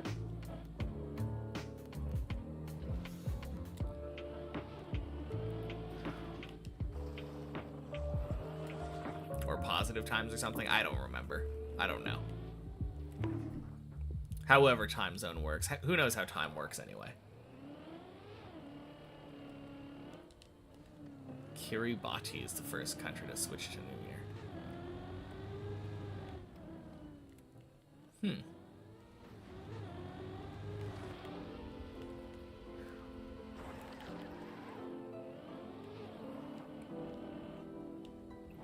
No, it is kind of interesting, though, that you can, like, just based on the way time zones work, there must be a place where you can take, like, kind of like the four corners in the US, where you're standing in, like, 4 different states at the same time. There must be a place where you can stand on, like, 2 different time zones and be in different days at the same time, like 24 hours apart. When you flew to the US from South Korea, you landed earlier than you took off.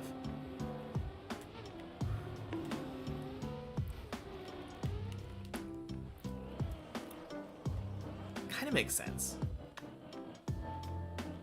I think something similar happened with my Japan trip.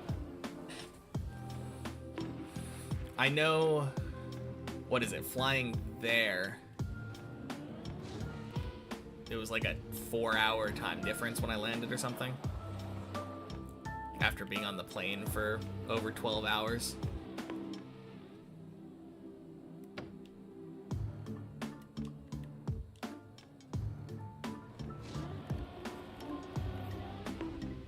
You played Cup of the Day last night, 18th in Div 3. Sheesh. That is super good.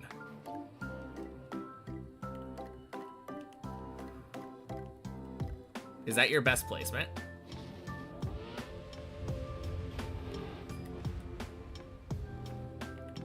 Congrats, that's insane.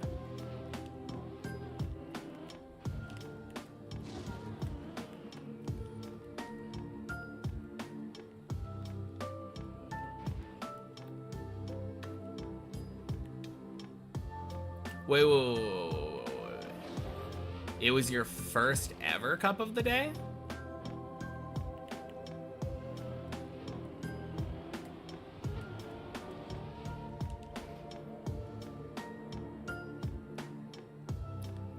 First ever Cup of the Day, and it's better than your best Cup of the night. Damn. There's a 30-minute time zone that needs to be deleted on Prince Edward Island. Oh no. Oh god.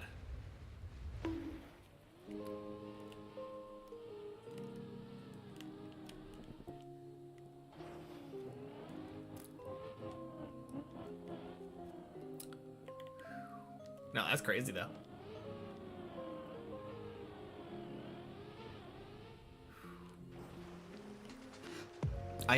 I think it's somewhere in Australia, there's like a 45-minute time zone that was made specifically because of like a train.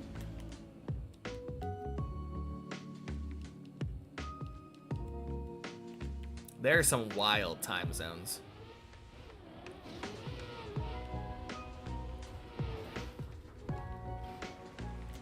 Ooh. No bonk.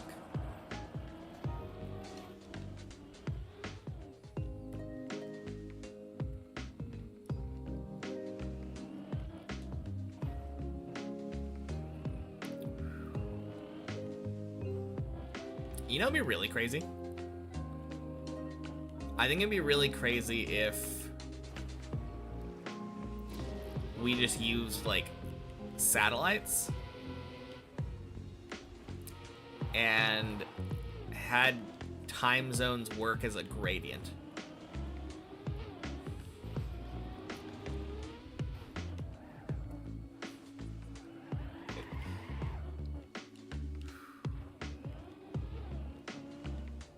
Like if you had to drive west to work,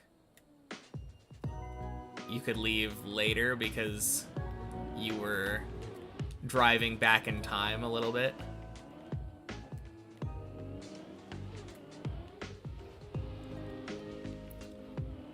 Time zones were basically invented for trails.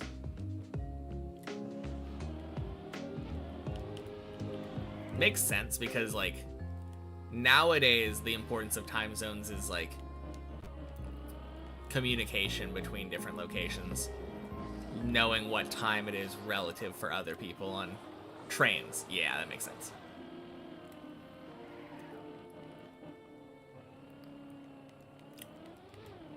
But time zones definitely existed before that.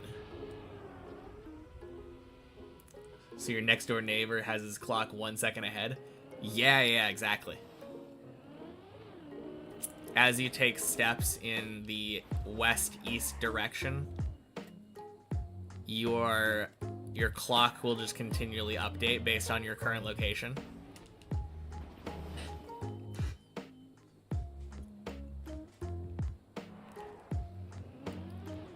2026 over there now. Very nice. How is it looking over there? Happy New Year, Zbot. How's it shaping up? Is 2026 seeming like it's going to be better than 2025? First impressions. What do we think? Oh, for sure. Good. Thank God. Not gonna lie, kind of a shit year.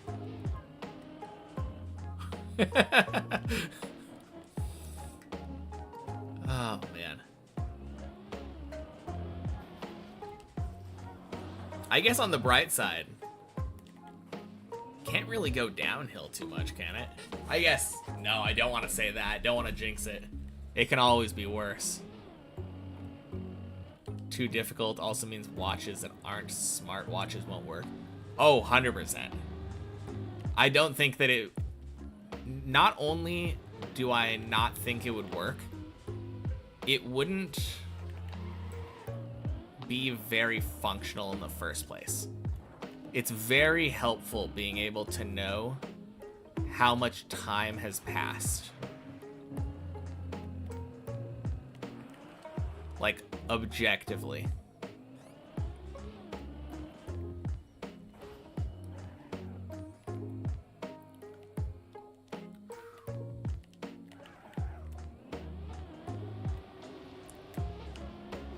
Oh, God.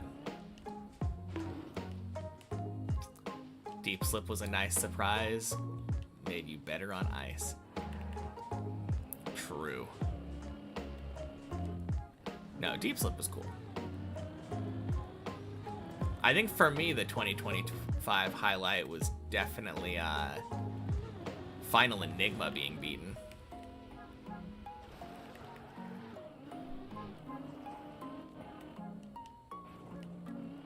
That was some crazy stuff. Nice first message, Alex. Oh, man. Thank you for the follow earlier. How did the rest of your stream end up going?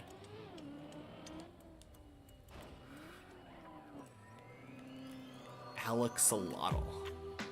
You have a fun name, too.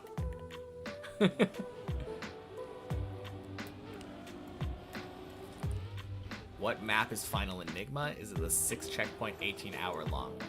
Yeah. It's the one that for years now, people have said it was humanly impossible to beat. And then Schmaniel went on to just go and beat it. Happy New Year, Rosie. Highlight of 2026, yours and Xylo Driver's campaign will be released. Should be soon.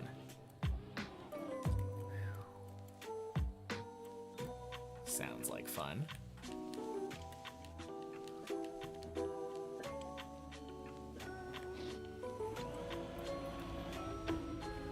Oh, God.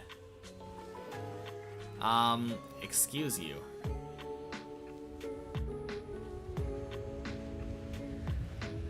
Oh, man. Watched the video on that one. It was nuts. Yeah, absolutely. Went well? I'm way better than this than you are.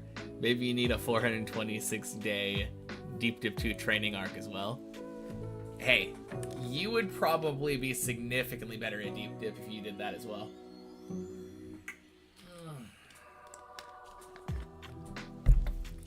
Man. Alright. I'm gonna call it then.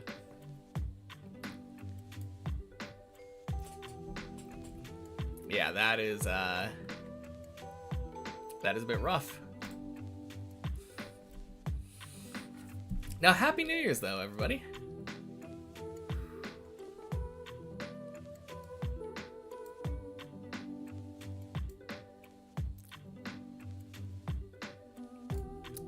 Let's go over here.